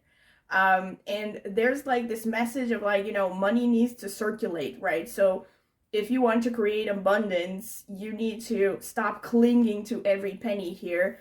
And you know, don't be stingy, right? If you can afford to, and I stress this, I don't mean like, you know, give away money when you're extremely uncomfortable with giving it, right? You barely have enough money to make ends meet and you should give away your money. That's not what I'm trying to say. But if you can afford to, right? If you're like right now saving, I don't know, like 50% plus of your monthly income, and you think, you know, and I don't know, someone who's in dire straits maybe is begging you for a penny, you don't want to give it because, you know, you have this mentality of like, nah, I'm not going to give away any of my money, I'm going to keep it for myself. Or, you know, it's taking something away from me if I give away my hard-earned money, right? That's the kind of attitude that you want to avoid in this lifetime. You're basically being encouraged to be more generous, and it's actually reinforced the generosity. Sorry about the background noise. I live in a city. So basically the theme of generosity is also reinforced with the sun energy and with the lover's energy, because to me this is 5th house, this is Leo energy, this is heart chakra, right? So you're being encouraged to develop love. And love as an energy, okay? Of course, it also means with the lovers that I think you're meant to experience a passionate affair, I think, you know, a very genuine relationship with someone significant in this lifetime, also because you have the 10 of Cups, right? So I feel like for, you know, if you come from Vedic astrology backgrounds, you probably have love marriage yogas, right? So you are those kinds of people that are meant to successfully date someone and go through all the natural processes of falling in love, having a relationship, and then turning it into a family with this person. And of course, if you come from a Vedic astrology background, the reason I say this is because not everyone is meant to have that kind of an arrangement. And this is, according to many astrologers, not just me, potentially a large reason why so many marriages end up in divorce nowadays, because people who are not meant to marry the people that they fall in love with naturally are getting married, and as soon as they tie the knot, you know, the marriage falters. Right? So because they were meant to, according to their karma, maybe marry someone that their family approved of, or maybe someone that someone else fixed them up with and they never took other people's advice, right? So that was a short parenthesis, but the bottom line is, for regardless, actually, if you have love marriage yogas or not, you are meant to have a loving relationship, even if it's not, you know, the perfect romantic start. You're meant to experience passion. But you are overall encouraged to love, right? To, you know, love other people in general, to develop that loving energy of having compassion for others in general. Maybe to do with children as well, and of course creativity, because look at this, you have this card which, you know, if you've listened to the oracle card reading, the description reading for this card, it says this woman is a creator, right? So this is like a reinforcement of the sun and the lovers, right? I wouldn't be surprised if you have a strong sun, or actually, I don't think you have a strong sun with this, but, you know, I'm not going to get too much into astrology, but I think you have, the sun plays an important part maybe in your horoscope. Like maybe it's the lord of your ascendant, or maybe it's, I don't know, it's your Atmakaraka, right? Or something like that, because the sun clearly is something you need to focus on in this lifetime, right? But looking by, you know, by the looks of these cards, it's not something that comes naturally to you, or you have this, like, a lot of potential to be very creative and very loving and very generous and have this kind of warmth that radiates and, you know, shines onto other people, but maybe you have a hard time owning this energy or even acknowledging that you have it, right? So there is this message from spirit that you need to focus on these qualities in this lifetime. You know, also the sun is about your authenticity. Don't be afraid to shine. I actually read this quote. There's this Shaolin monk that I saw on YouTube, and he said, like, I don't know if he was the one who came up with this quote, but I thought it was really interesting. He said, the brighter that you shine, the more shadows you cast. So it's like, basically, don't be afraid to shine just because you cast shadows, right? Just because there are going to be haters who have a problem with your light.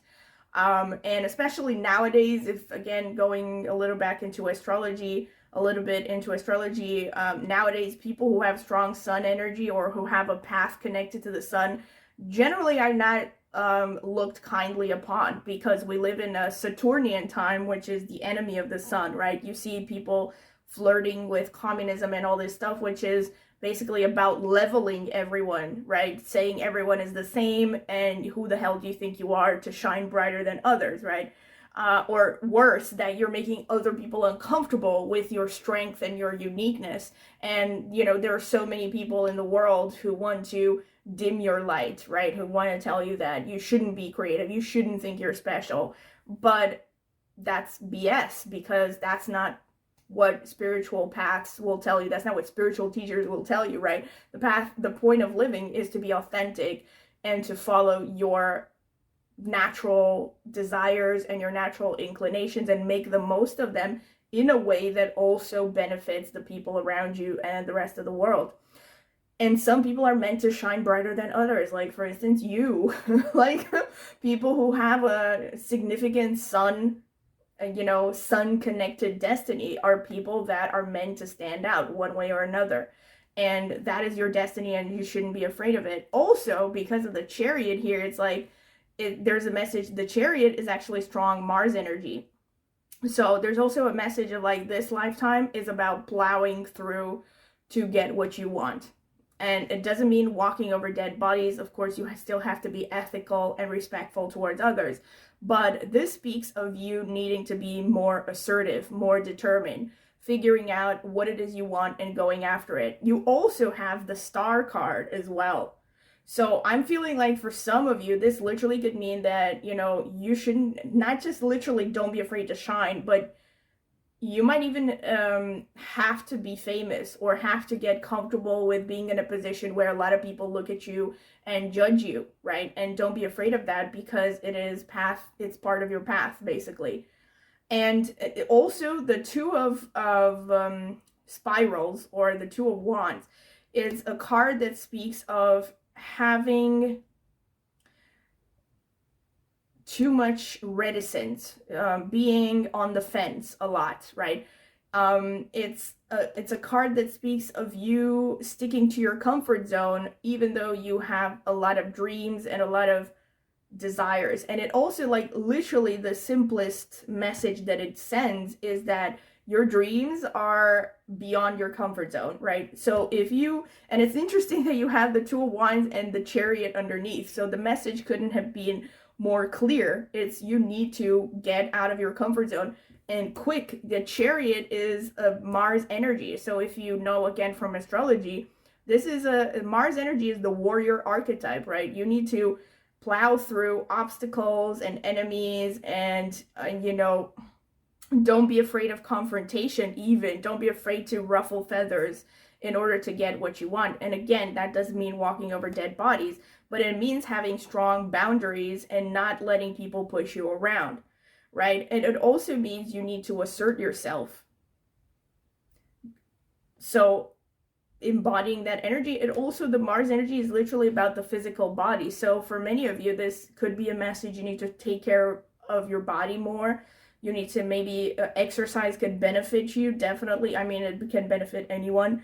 But I think for some people, exercise will literally make the difference between, going crazy or not going crazy, right? Because some people have a lot of energy, and if you don't find a positive outlet for that energy, it just affects your health, especially your mental health, right, in the long term.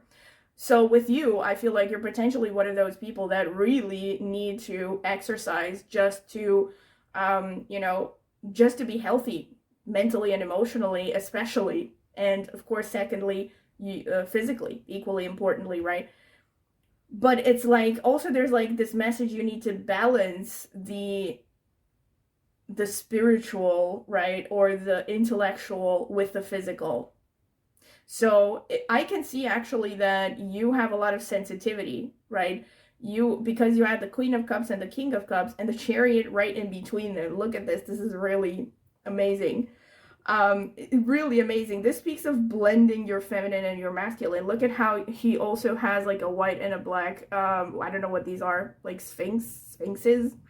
So it almost makes me think of like yin and yang, right? Masculine and feminine. And oh my God, I just realized, like, look, white, usually in the yin yang symbol, right? White stands for masculine and black stands for feminine. And you have the queen on this side and the black sphinx here, and you have the king on this side and the white sphinx here. So, and they're almost like the yin yang symbol here, this couple here of sphinxes, because they both have black and white, head covers. So it's like, there's like this really strong message that you need to blend your masculine, your feminine, your yin and your yang, right? So it's like, you are a very creative, I'm feeling like you're a very sensitive person, a lot of you, like I said, so very intuitive, sensitive. So you might go through periods of time when you become very introverted, when you have a hard time asserting yourself, you very much focus on making other people happy, right? But you abandon yourself in the process, right? You no longer prioritize yourself, your happiness, and you start to become frustrated. Or you might go through the other end of the spectrum where you prioritize yourself at the expense of others or at the expense of your sensitivity, right? You put on this brave front of like, oh, I need to be tough, I need to get things done, I need to plow through, but you ignore the fact that you have a more sensitive side that needs to feel nurtured, that needs to have time to relax and to go within and get in touch with that imagination and creativity. And this is actually mirroring this centering card. Centering is about, again, balancing. That's what centering is, right? The point of balance is the center of, I won't get into mathematics, right? Symmetry axis, right? So that's why centering, balancing are pretty much the same thing. So it's kind of like you have to find your balance within yourself between your conflicting energies. I guess if you follow Teal Swan, not that I'm saying I'm some kind of devoted follower. There are things that I like about her, things I don't. But she does have some things that are really useful, I think, and definitely very insightful. And she does this thing about shadow work, right? She talks about how people have sides of themselves that they have internalized from maybe other people, usually their primary caregivers, or society, right? People telling you what you are by just being yourself is wrong, so you start to turn against yourself, right? So you are actually made of parts of yourself that want one thing and another part that wants a different thing, right?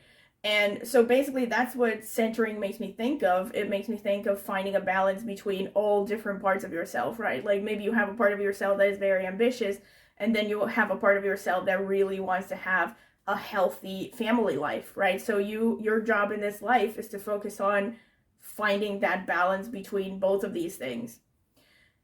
Because you also have the Ten of Cups here, right? So the Ten of Cups speaks of a happy family life, right? If you, in the traditional Rider-Waite deck, it's that image of two people holding hands under a rainbow, looking at their castle, and you see a couple of kids playing next to them. So you have this image of this happy family, a happy couple with kids, and who also have financial abundance.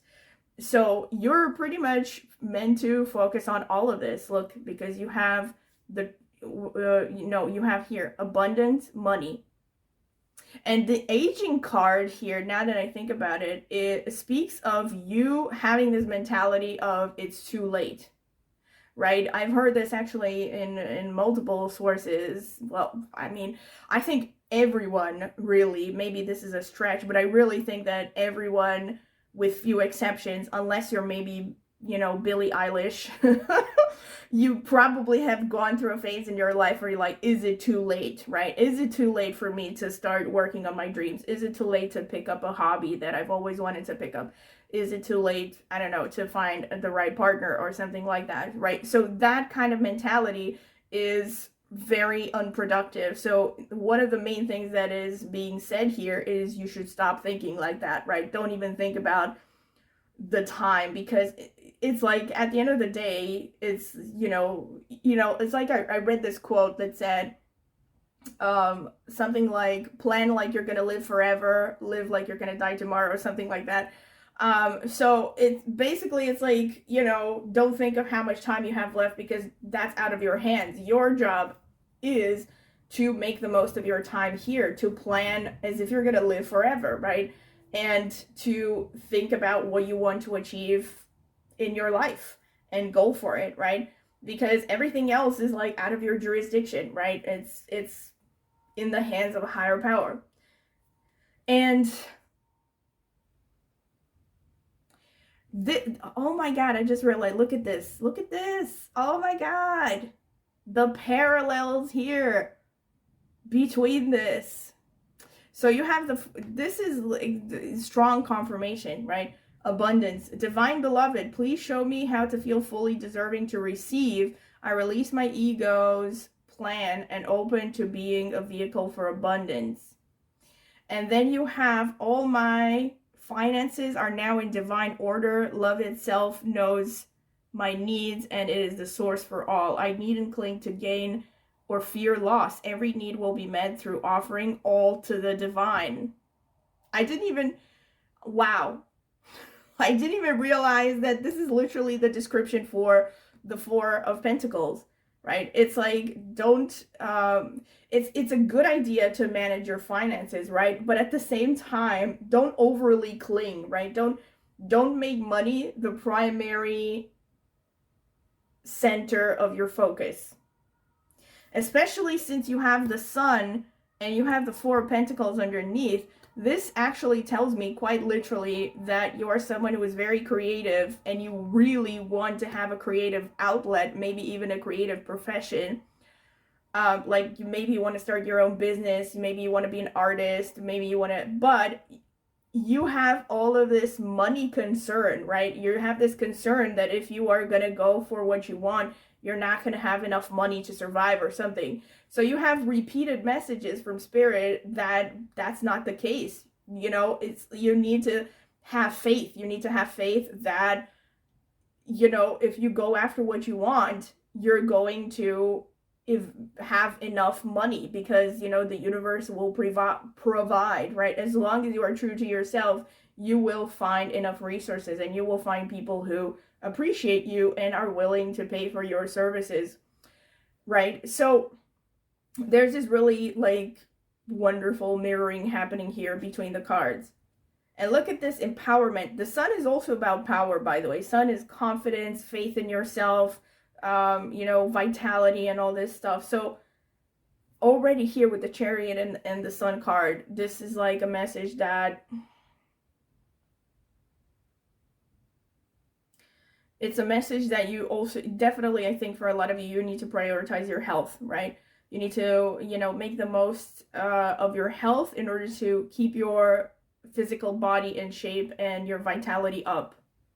And you also have the Six of Wands here, which speaks of you needing to appreciate every little success that you have had in life, right? You may have some kind of a long-term goal or some kind of a long-term plan of where you want to be eventually, but don't forget to also appreciate all the things that you have done up until that point, even, you know, no matter how small it may seem. And of course, if you're thinking about health, right, this makes a lot of sense. Like maybe you are healing from something, like maybe you're getting fit, right? And that's one of the things that people tell you, right? When you are working on your health, you need to focus on every little thing that you have done better today than you have done yesterday. And that's how you're going to get through it. That's how you're ultimately going to complete your goal, right? Because if you just constantly think of how much longer you have, or like how far away you are from your goal, that's a lot more discouraging, and it's not going to motivate you to keep going, right? So there's definitely that message of you need to appreciate what you have achieved so far.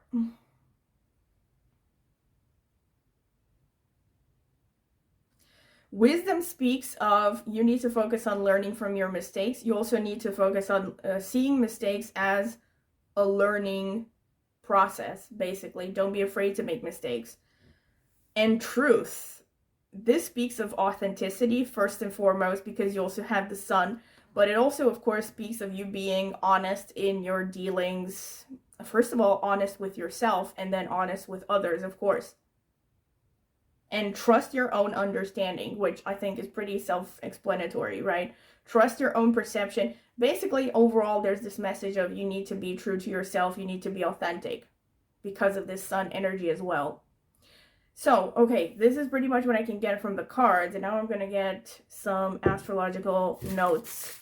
Spirit, what can you tell me about pile number 3? What should they focus on to fulfill their destiny in this lifetime? What should they focus on to fulfill their destiny ahead? Okay.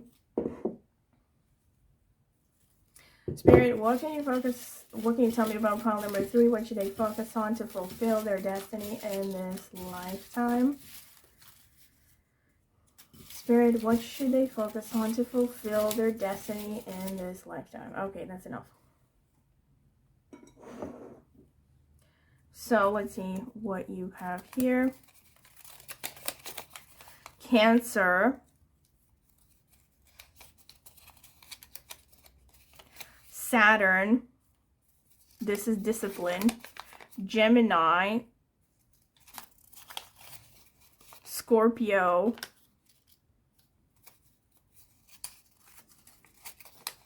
Sagittarius,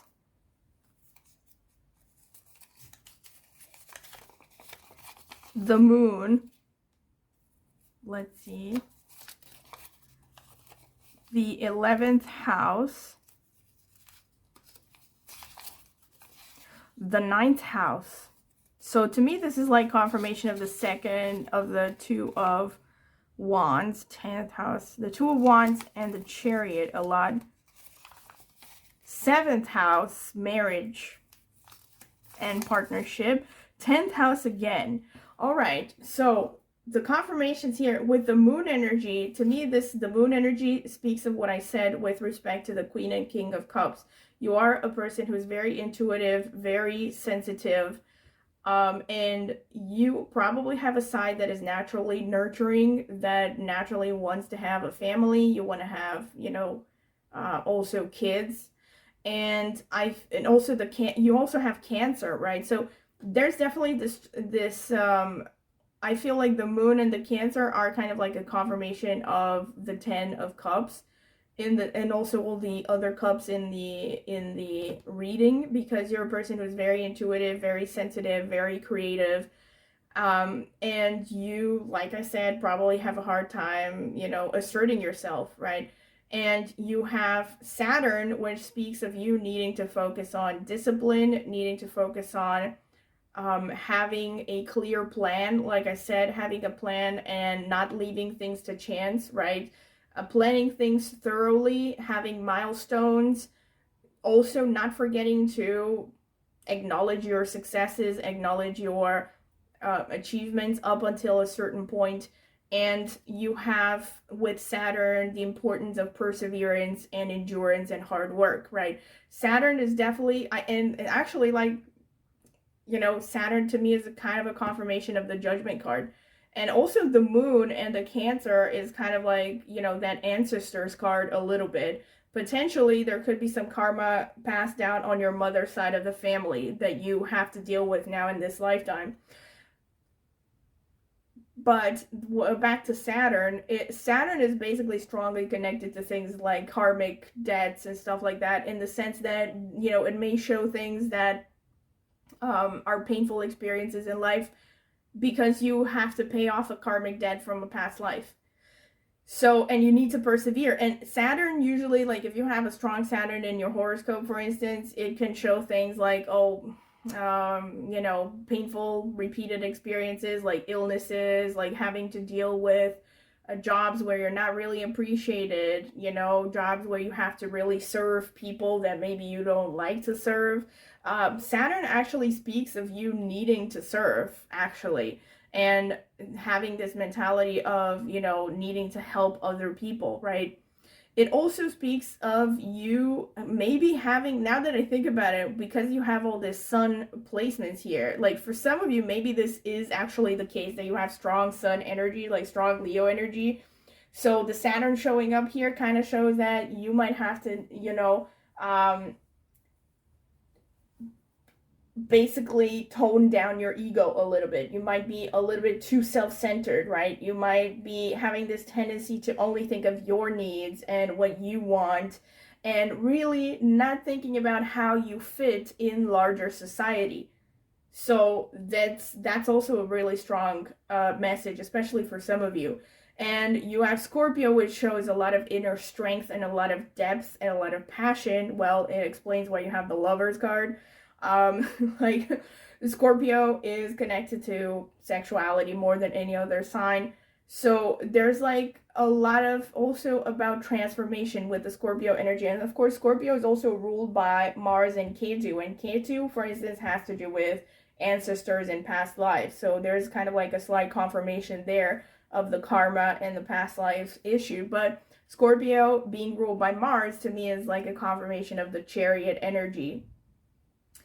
And then you have, and also Sagittarius, importantly, is to me confirmation of the Two of Wands, because Sagittarius is a sign that embraces change, that embraces traveling, getting way outside of your comfort zone, and also having a big picture view of your life and of the world, not getting bogged down in details, right?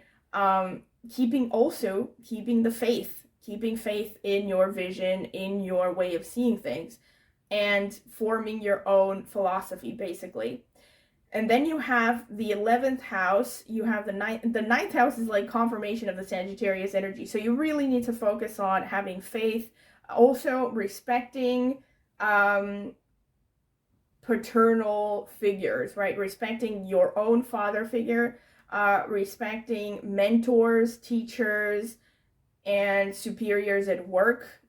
And you also need to focus on cultivating your culture, your understanding of the world, seeing the big picture, and having a strong sense of faith, having a good education. For many of you, ninth house speaks of, for you, part of your destiny is to have a high level of education. Maybe, you know, definitely I would say master's and above, maybe even PhD, you know, maybe even working in research for some of you. And since the 10th house came out twice, like I said, 10th house is about social recognition, and it's about having a high social status and having a recognizable career. So this kind of explains to me why you have, you know, the star card, and you have also the sun, and you also have the 10 of cups as well. You know, but the 10th house, similarly to, you know, because the 10th house is naturally corresponding to Capricorn, which is ruled by Saturn. And because of this, you have this strong message that you have a social responsibility to cultivate your talents and to be true to yourself and to your vision. You are meant to, you know, reach a position of visibility, a position of respectability socially and professionally, but it's not going to be easy because you have Saturn and Scorpio. So it's definitely something that's going to happen over time, and with you learning how to deal with obstacles, frustrations, having a plan, having another plan, you know, having a first plan, a second plan, basically, you know what I mean.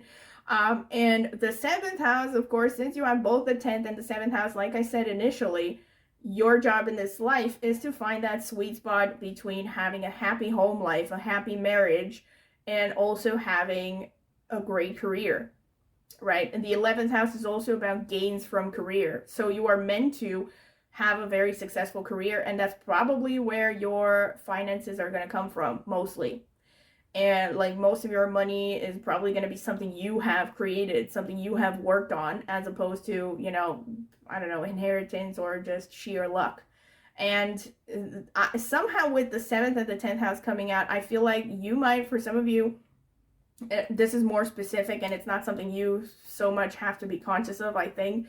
But you know, it might happen that somehow your spouse is going to be connected to your career, right? So maybe your spouse is going to help you with your career. Maybe you're going to work together. Maybe you're going to meet through your career, because the 10th house is really strong. And also the 7th house is the 10th from the 10th house. So you definitely have, you know, this, all the signs of recognition of having a powerful social status and a career, and basically being someone who has achieved something significant in your life.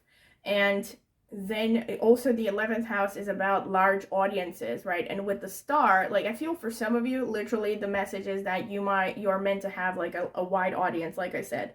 So of course this could just be social media, this could be maybe even, you know, massive fame or something, maybe politics.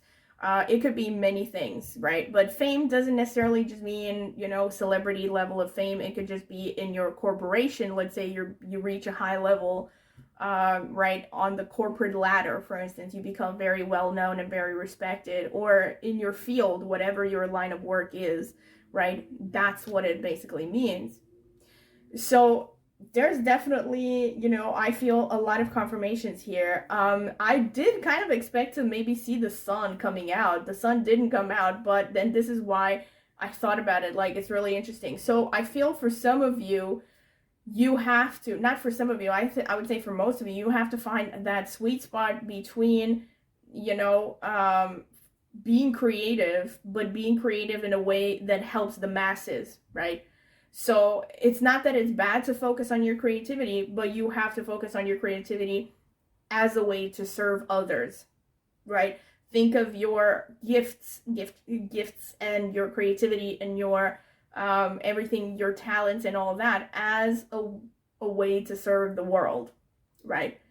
And yes, so this is pretty much what I have for you, pile number 3, and I hope you have enjoyed this reading, because I definitely thought it was really interesting.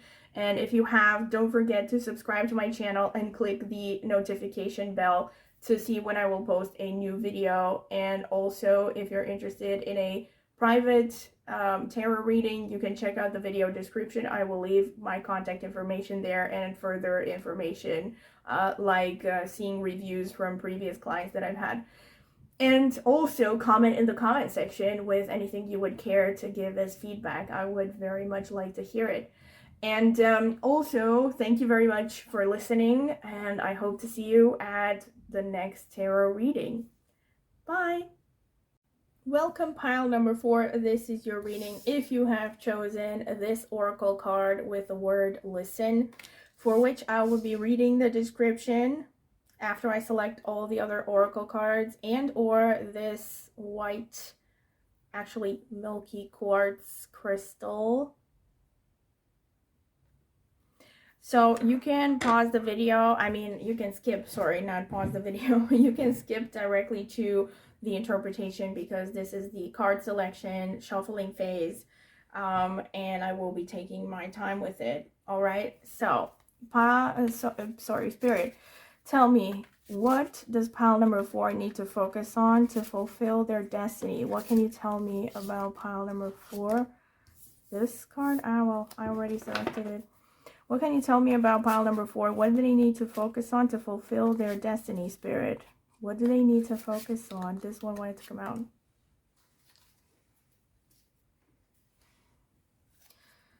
Spirit, what does pile number 4 need to focus on to fulfill their destiny in this lifetime? What does pile number 4 need to focus on to fulfill their destiny in this lifetime? What does pile number 4 need to focus on to fulfill their destiny in this lifetime? Help me out. Spirit, help me out. What is pile number 4? This one? I'm not... Okay. Spirit, what does pile number 4 need to focus on to fulfill their destiny in this lifetime? What does pile number 4 need to focus on to fulfill their destiny in this lifetime? Tell me, Spirit. So let's see. Assurance. Fresh approach. Show your support. All right, all right. Wait, I'm gonna put it like this. Show your support, fresh approach, and assurance.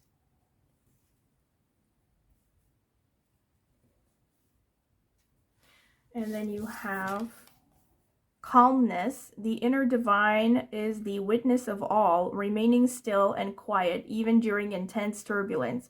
So take a deep breath and then say, quiet my mind, dear Lord. May your peaceful calm take over. All right. Gratitude. Find just one thing that you feel grateful for right now and let that gratitude pour through your body. It is a healing balm like the warmth of the sun.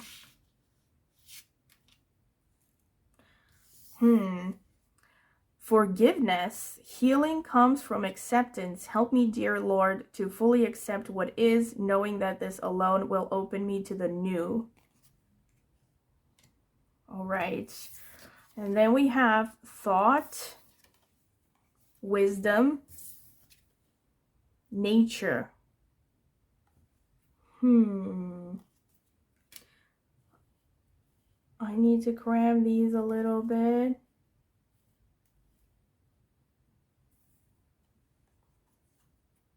Wisdom, nature. I don't know if you can see them, hopefully.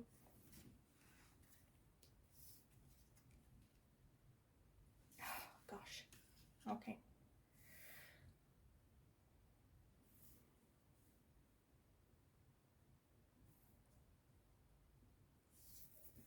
Oh man, it's so hard to arrange these so that they all fit.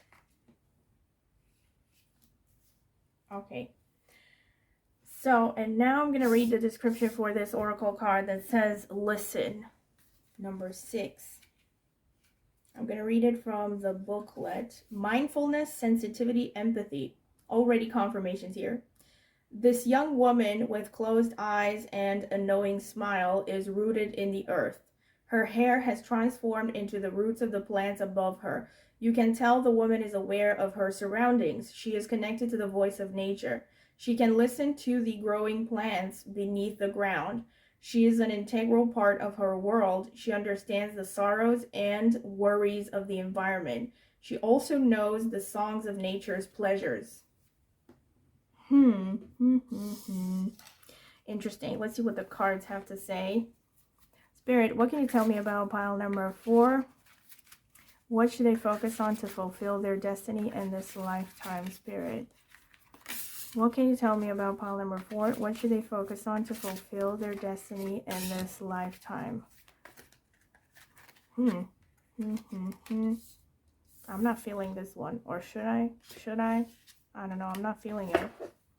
If it is meant to be, it will pop up again. Spirit, what should pile number 4 focus on to fulfill their destiny in this lifetime? What should pile number 4 focus on to fulfill their destiny in this lifetime? What should pile number 4 focus on to fulfill their destiny in this lifetime? Help. Okay, this one wanted to come out. The 10 of Mirrors, which is the 10 of Cups again. I think it came out for pile number 2 and 3 as well. Spirit. Oh, wait. I should reveal the cards first. Okay, so you have the King of Mirrors, which is the King of Cups. The 10 of Stones, which is the 10 of Pentacles. The 6 of Stones, which is the 6 of Pentacles. The 8 of Stones, which is the 8 of Pentacles. The Weaver, which is the Queen of Scrolls. This is the Queen of Swords. Already confirmations here, but I'm gonna hold that thought. Spirit, what can you tell me about pile number 4? I don't know about this. Spirit, what can you tell me about pile number 4? What should they focus on to fulfill their destiny? These wanted to come out. What should they focus on to fulfill their destiny? What should pile number 4 focus on to fulfill their destiny? Spirit, what should pile number 4 focus on to fulfill their destiny? What should pile number 4 focus on to fulfill their destiny? Spirit, what should pile number 4 focus on to fulfill their destiny in this lifetime? Help me out here. What should pile number 4 focus on to fulfill their destiny in this lifetime? What should pile number 4 focus on to fulfill their destiny in this lifetime? What should pile number 4, come on, give me one card. What should pile number 4 focus on to fulfill their destiny in this lifetime? Okay, this one. The 6 of Swords, the King of Wands, the 6 of Pentacles, again, under the 6 of Pentacles. Do you see what I'm seeing here? Spirit is listening. The Queen of Swords, again. Pile number 4, very strong messages. Death, very strong messages. The 3 of Pentacles. All right.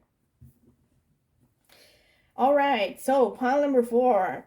Spirit has given a piece of its mind here. So strong messages in your pile. Repeated already, confirmations upon confirmations. Clearly, you are holding on to something. You're holding on to some past hurts, grief.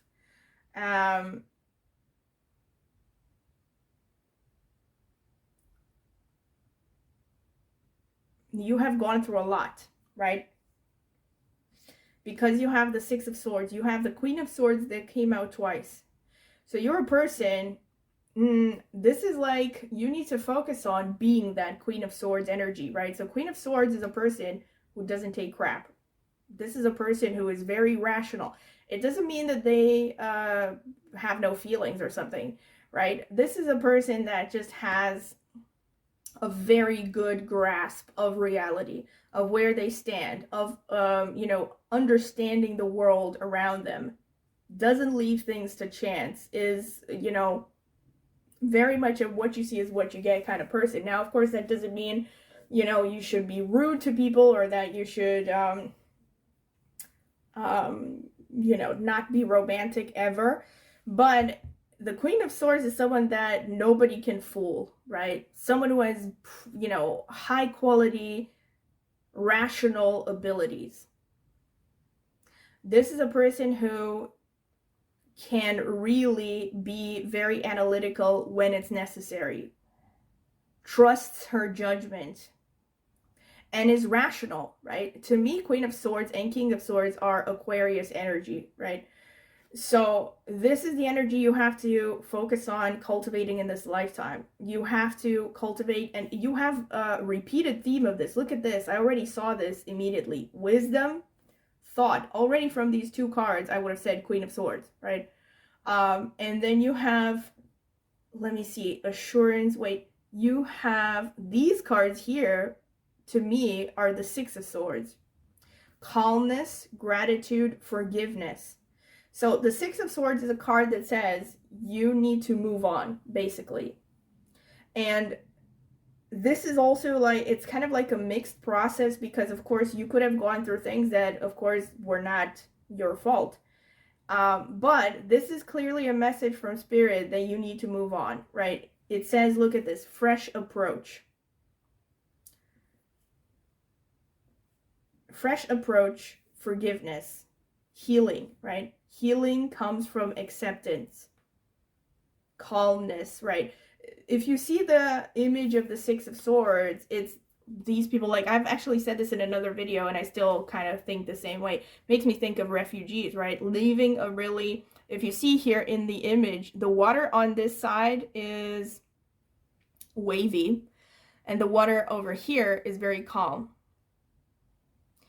And the symbolism in this card is that you're leaving a tumultuous part of your life, you know, leaving, you know. It also makes me think of Walking Away by Craig David, if you know that song, you know, I'm walking away from the troubles in my life, you know, that kind of song. That kind of attitude, right? Leaving the things, you know, leaving the drama behind you. Don't get you know, choosing your battles. It's like, I feel like actually you probably have a pretty strong personality. And this is why you have all these messages that say, calm down, right? Like, let go and move on, right? And you have two cards that came out twice. You have the Queen of Swords and you have the Six of Pentacles. Six of Pentacles is, look at this, they came out one under the other. The Six of Pentacles is a card that speaks of you needing to share with other people. And to me, Six of Pentacles, more than any other card, is connected to the teaching profession. So I feel like for some of you, you need to learn to become teachers in this lifetime, to guide others that are in a lesser position through various ways, whether it's directly actually being a teacher in a particular subject, or it can be through sharing your experience, sharing your insight. You could be like, I don't know, a life coach, all kinds of things. I mean, nowadays, especially with the internet, right, there are all kinds of different ways that people can share their teachings, their experiences, right? Teach from their own experiences. Basically, you could maybe be a writer and write books about your different experiences. So, but the Six of Pentacles speaks of your destiny being connected to teaching. I wouldn't be surprised if you have strong Jupiter energy maybe in your chart, or Jupiter is somehow a prominent planet in your horoscope. So, or you have placements in Sagittarius or Pisces. Personally, I use the Vedic zodiac, but of course, it doesn't really matter.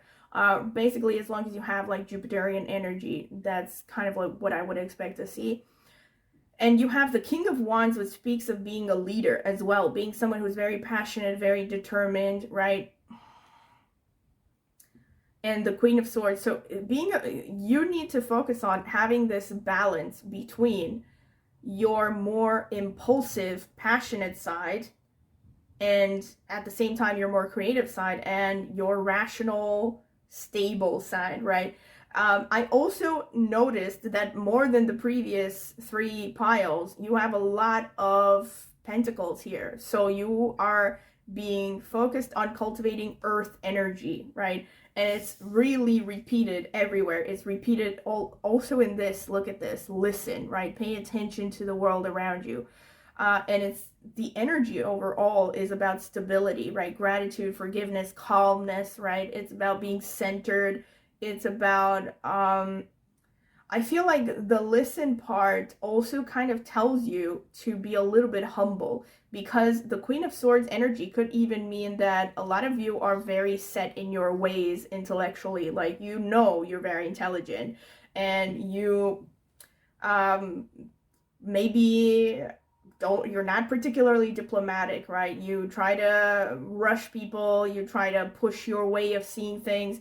And there's like this message that you kind of need to tone that down a little bit. Also learn to listen to other people, really take in their perspective, and also pay attention to the world around you, right? Because you might find new ways of seeing things, new perspectives. Like it says here, fresh approach, right? So yes, Death here speaks of transformation. You need to focus on change, accepting transformation in your life in general. You need to focus on your career. You need the Eight of Stones, the Eight of Pentacles, and the Ten of Pentacles here.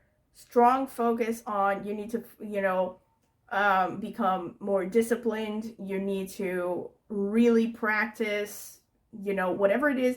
Basically, your destiny is connected to having skills in this life and potentially teaching those skills to others. That's why you have the Six of Pentacles twice, right? So, and you also have the King of Cups. Now that I look at it again, you actually have a fairly good balance of elements here. So that kind of makes sense why it's about, gratitude, forgiveness, calmness, right? Calmness especially, you know, you have a healthy amount of earth energy, and you're meant to really focus on that as well. So, and you have that card that says nature, right? So I think for some of you, you might have something to do with Mother Earth, literally. Like, you have, at the very least, there's a message that when you are struggling, maybe even struggling to figure out what you want from life or see what your next move should be, you should go back to nature, right? Take a walk in a park at the very least, if that's the only thing you can do. But go in some kind of a natural setting, right, where you can collect your thoughts, where you can, you know, just pay attention to the landscape around you, right, and all the little details of nature, like the birds chirping and the, I don't know, insects, and, you know, maybe even something called earthing, that is something I've heard about recently, which I know a lot of people are going to think, myself thought that it was crazy, but I tried it and it actually, I do feel differently. Like, basically it just means walking barefoot on the ground, and as much as often as you can. The theory being that there's something like, I don't know, electromagnetically happening when, you know, through your body when you connect to the earth and stuff like that. Of course, it kind of sounds very mumbo jumbo, but I mean, I have tried it. I'm the kind of person that, you know, it's just walking barefoot on the ground. You know, how hard is it to do that? I mean, try it for 10 minutes and see if you feel differently. I actually have noticed that it makes me feel more centered, more calm, less anxious when I do this. But of course, it implies you have somewhere to do that safely, right? As in, don't cut your feet and, I don't know, don't get judged by people who are walking in the park. So basically, yes, but that's something you might, you know, just a slight suggestion. That's something you might want to look into. But at the very least, it's just being in nature, connecting to nature. Let me see the card again. Right? Very nice. Maybe even just using nature, right? As in you taking more flowers, putting more flower pots in your home, maybe keeping a pet. Just elements of nature, connecting to it. This also speaks, of course, of respecting your own nature, right? Your own instincts, your circadian rhythm and exercise and all that stuff. But there is that message, right? There is some kind of a connection here with nature. Nature can help you with respect to your destiny. For some of you, this, again, you know, best case scenario, or like more intensely for some of you, this could be that your destiny is somehow connected to nature, like, I don't know, being a conservationist, a zoologist or something like that, right? Or just working towards sustainability and sustainable methods, right? So, but there's definitely this very strong message for you, more than with others, I feel, because you have that 10 of Pentacles. Very strong message that your destiny is connected to building a career, building a very successful career. You have a high responsibility towards the world, because you also have the 6 of Pentacles as well. So you need to not just you yourself building a career, and I mean, maybe career is kind of a stretch, but building a professional life that it makes you feel, yes, that is fulfilling, and that also helps the world, right? And it's definitely not something that's going to happen overnight. That's another thing, because you have all these pentacles. You also have the 3 of Pentacles and you have the 8 of Pentacles. So this speaks of you really, really, really needing to prioritize finding your path and working hard towards achieving your goals professionally, and also learning to communicate with people from different walks of life and different professions successfully, right? You might be in some kind of, like, I mean, I'm definitely seeing that for some of you, this is working in a corporate environment, but in any kind of environment, right, you need to communicate with other people from different backgrounds. And I think for you, it's especially important. Like, you might have to, like, let's say you're an engineer and maybe you want to work in biomedical stuff, let's say, right? You need to also learn something from that medical field, right? So you need to work with people from different professions, right? It's particularly important for you, and you need to learn to communicate diplomatically, and you also, you know, to bridge different kinds of professions, basically, in your path, potentially, right? At least in communication. I'm not saying you have to invent something that was going to bridge two fields, but I would say you have to focus on learning how to communicate efficiently with people from different departments, right, from different professions, etc., in order to get the necessary information for your job or for your company, right? I'm not necessarily saying that you're going to be employed. You might become self-employed. You might have your own company. Actually, with the King of Wands and the King of Cups and having two Queens of Swords, I wouldn't be surprised if you became self-employed. Since you also have the Ten of Cups, though, you also have an equally strong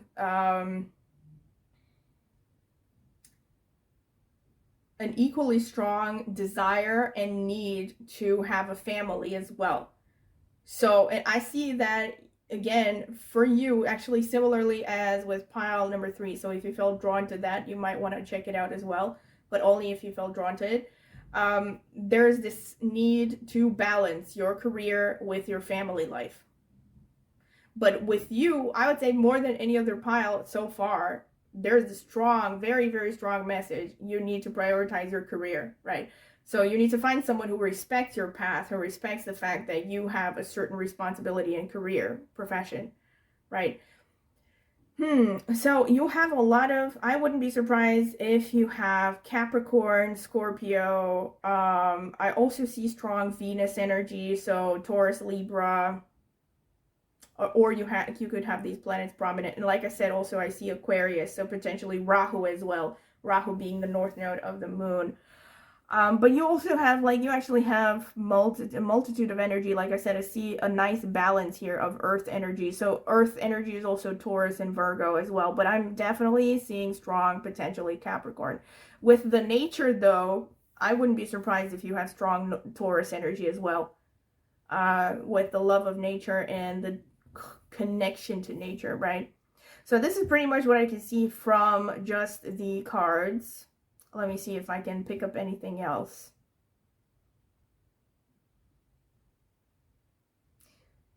You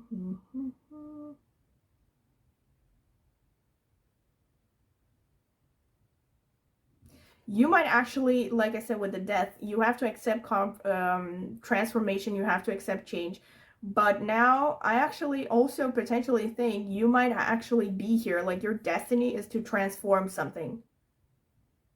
And I mean, I'm seeing a lot of responsibility on your shoulders with respect to your professional path. And since you also have nature and you have death, again, this could be about things like recycling or reconditioning or trash processing. I don't know what you call it, not trash processing. Waste management, I think that's the formal term. Waste management, for instance, could be something, or of course you can also be psychology because you have the Queen of Swords twice. It can be a multitude of things, but I definitely see you are meant to reach a high level, a high position in society, respectable position. You are meant to focus on calming your mind. I definitely think for you, it's, you know, there's a strong focus on, you might be too agitated, you might be overthinking, and you might be holding on to grudges, and that's actually holding you back. And there's definitely a message you need to work on that. And it's about transforming and it's about teaching for you. These are the main things. And also about having a family, right? So let me see here what I can get from the astrological notes. Spirit, what can you tell me about pile number 4? What should they focus on to fulfill their destiny in this lifetime? Spirit, what should they focus on to... Okay, that's enough.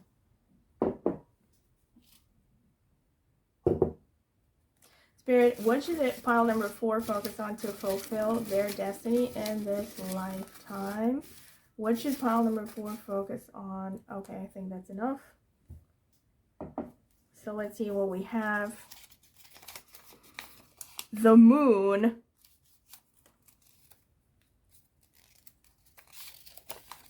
Rahu, like I said, so this is the co-ruler of Aquarius. Mars, Venus. All right, so let's see what else. 4th house, 10th house, not surprised. 5th house, 3rd house, 8th house. Wow. Again, pretty strong confirmations here. So like I said, Venus, Rahu, I picked that up. The moon is interesting. I feel like the moon is about what these cards are all about. Like, also to me, the moon is kind of connected to nature. People tend to think of, you know, when you think about it, I mean, the moon influences a lot of nature, right? And also the reason I connect moon to nature is because when I think of nature, I think of something that we need to survive. And the moon is a nurturing energy, right? We even use the term Mother Earth, right? So, and the moon is kind of about mothers. It's about mothering, it's about nurturing, right? And we take what we need from nature. Without nature, we cannot live, but nature can live without us, right? And that's the whole foundation of environmentalism and sustainability and all this stuff, for good reason, right? So to me, the moon showing up is kind of a confirmation of these energies of you need to focus on getting in touch with that energy of you that is gentle, that is forgiving, that is nurturing, that can put, you know, putting yourself in other people's shoes, right? Because I can see that you're someone who has a very strong personality with the Queen of Swords, right? Or you have the potential to have a very strong personality. And you probably have this very no-nonsense, you know, maybe even a little bit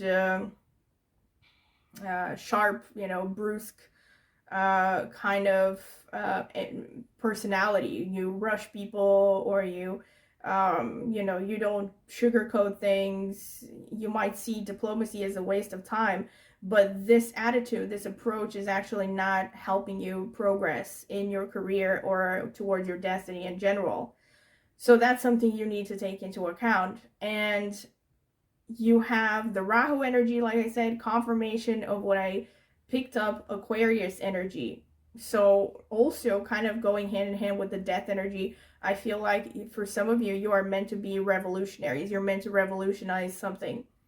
So if you definitely, if you felt drawn to, I don't remember which one of the other pile, but you know, if you felt drawn to any of the other previous 3 piles, you should definitely check out those readings, because there might be messages for you there. And you also have, like I said, Mars is really interesting, because you would think that all of these is kind of like a contradiction, because you have this calmness, gratitude, forgiveness. But to me, the Mars energy is what I said, that you have this strength, you have this inner strength, you have that King of Wands energy. So you have a lot of passion within you. You have the ability to assert yourself. And you're very much this kind of no-nonsense kind of person. You have the ability to be a pioneer, really.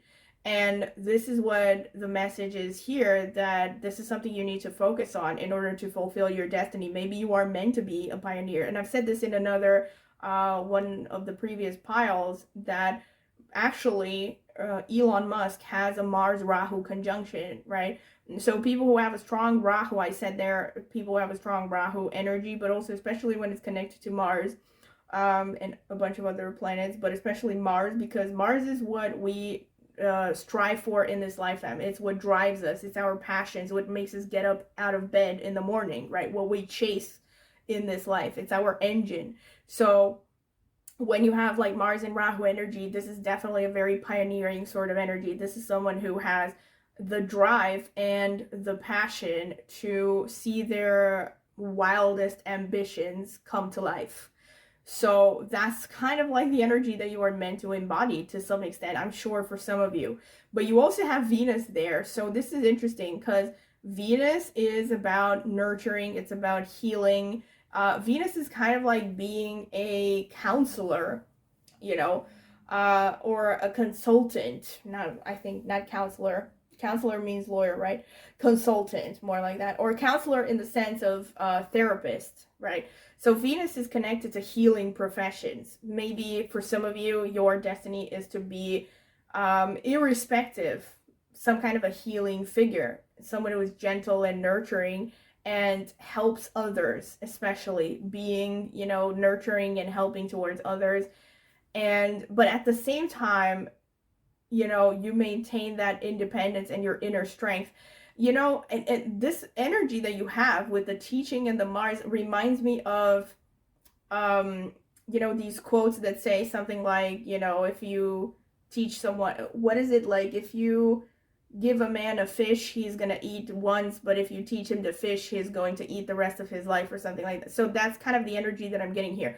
You also have this, like, where is it, assurance, show your support and assurance. So I think for some of you, this is about your path in life is to actually build other people up, right? Like a motivational speaker, for instance, if you have ever considered that, right? But, or a therapist, you know, or you could be a nutritionist, right? Mars is also the physical body and Venus is healing professions. Moon is about eating and nutrition and the digestive system as well. But Moon is also about creativity and imagination and anything that has to do, for instance, with psychosomatic illnesses, right? Illnesses that are brought upon by stress and all kinds of, like, you know, things that we see generally as minor influences, but I'm sure that as time will go on, people will become more and more aware of how much our thoughts and our, you know, lifestyles are affecting our health and all that stuff.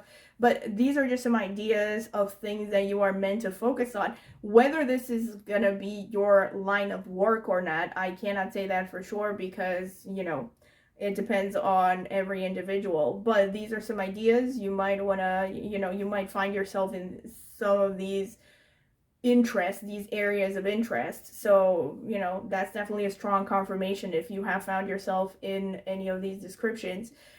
And so definitely with Rahu, there's also like this message that for some of you, this is about IT, right? You could be working in IT industry. Rahu is state-of-the-art technology, STEM fields, and so any STEM field, right? Could even be medical science. And Rahu is also about media. So for many of you, this could be that you are meant to be really popular on social media, you know, influence people through social media. And with all these houses, especially the third house stands out to me, because the third house and the 10th house, like, you have the 10th house and the 8th house. So the 8th house definitely is confirmation of what I said with the death card, the Scorpio energy. So the 8th house corresponds to Scorpio and is ruled, which Scorpio is ruled by Mars and Ketu, which is the south node of the moon. So it's about transformation. That's the key word of the 8th house. So it's a confirmation of the death card. It's a confirmation of you needing to focus on accepting change, maybe even being the implementer of change throughout your life. Transformation, you know, obviously transformation, I mean mostly for the positive, right? Like taking something, and you might actually have, you know, some kind of line of work where you like to transform things into something new, like renovation, art restoration, stuff like that, right?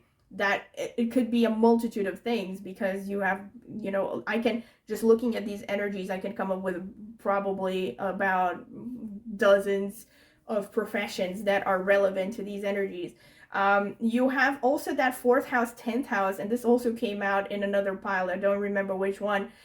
Clearly a confirmation of you needing to find a balance between the 4th house, which is the home base, the 10th house, which is your career and your life outside of the home, social karma, responsibilities, and so on and so forth. So there is that need to, you know, basically the reason I say this is, don't think that you need to compromise. That's what I'm trying to say. Don't think, oh, I want to have a career, so I'm not going to have a family, or I want to have a family, so I'm going to give up my ambitions. Basically, the message, the reason both of these things came out, you also have the 10 of Cups and the 10 of Pentacles, is because there's a strong message here that you should do both, right? This is your destiny, and don't settle for less. 5th house, also confirmation of teaching. 5th house is connected to teaching, to children, It's also connected to creativity in general and just pursuing what you love, and, you know, passion projects, you know, things you do for fun, hobbies, right? Since you have 5th house and 10th house, I feel like for many of you, this is, you are meant to have a profession. It's something you really love to do. And something also potentially creative. And the 3rd house, that's what I wanted to say, is about independence. It's about willpower, right? So you are meant to really cultivate your willpower in this life. You are also meant to really stay true to your path. Don't compromise, right? Even if it means you have to be self-employed and you have to put up with a lot more ups and downs and changes. That's another thing with the 8th house. You might have to deal with a lot of changes that are unpredictable. So I would say you were probably going to go through at least some significant time of your life when you have had a lot of ups and downs and you need to adapt quickly, right, and make the most of things. Or you could have a profession that is very 8th house, that is, you know, somehow dealing with crisis situations, hidden things. That's another thing. So I feel for many of you that you are drawn to psychology. You might be working in psychology because you'll have Venus in the 8th house. So healing profession in 8th house is about anything that has to do with research, and it's especially connected to psychology more than any other house, because psychology is all about digging, right? It's all about digging through your history, your memories, and all this stuff. So getting to the bottom of things, anything that has to do with getting to the bottom of things, doing research, leave no stone unturned, that kind of energy, that's 8th house territory. So if you have felt drawn to that, this is definitely a confirmation that you're on the right path, right? Even something like detective work or doing autopsies or stuff like that, right? Or secret services or weapons, military, stuff like that. So 8th house is life and death matters, right? So yes, so, and also the 4th house is actually, so you have a strong focus on the moon in the 4th house, you know. And again, I'm going to say this came out, I think, in 2 or 3 different piles, the 4th house and the moon. So I'm going to say this again. There might be some strong connection here to motherhood, parenthood in general, actually. So irrespective of your gender, you might feel drawn to becoming a parent. You definitely have that with the 10 of Cups as well, and also the 5th house, which is children. But the moon in the 4th house can also be connected to your mother or your mother's line of the family. There could be some kind of a karma connected to this line of the family, some unresolved issues surrounding the mother figure that you need to figure out in this lifetime. You need to heal, you know, something like a transgenerational trauma, maybe being passed down on your mother's side of the family, stuff like that, right? So this is pretty much what I can see for you, really. Pile number 4, and I hope you have really enjoyed this, because I definitely have. I thought it was really interesting, and I hope that it will be helpful to you. And if you have enjoyed it, don't forget to like the video and subscribe to my channel. It is the easiest way to support me, and it will only take a second, and it is free. And also click on the notifications bell to see when I will post the next tarot reading. And also please comment in the comment section with any feedback you would like to give. And also, if you're interested in a private reading, I do private tarot readings. You can check out the video description for this video. I will leave more information there, including a list of reviews that I have gotten from previous clients that I've done readings for. So thank you very much for listening, and I will see you at the next reading on this channel. Bye!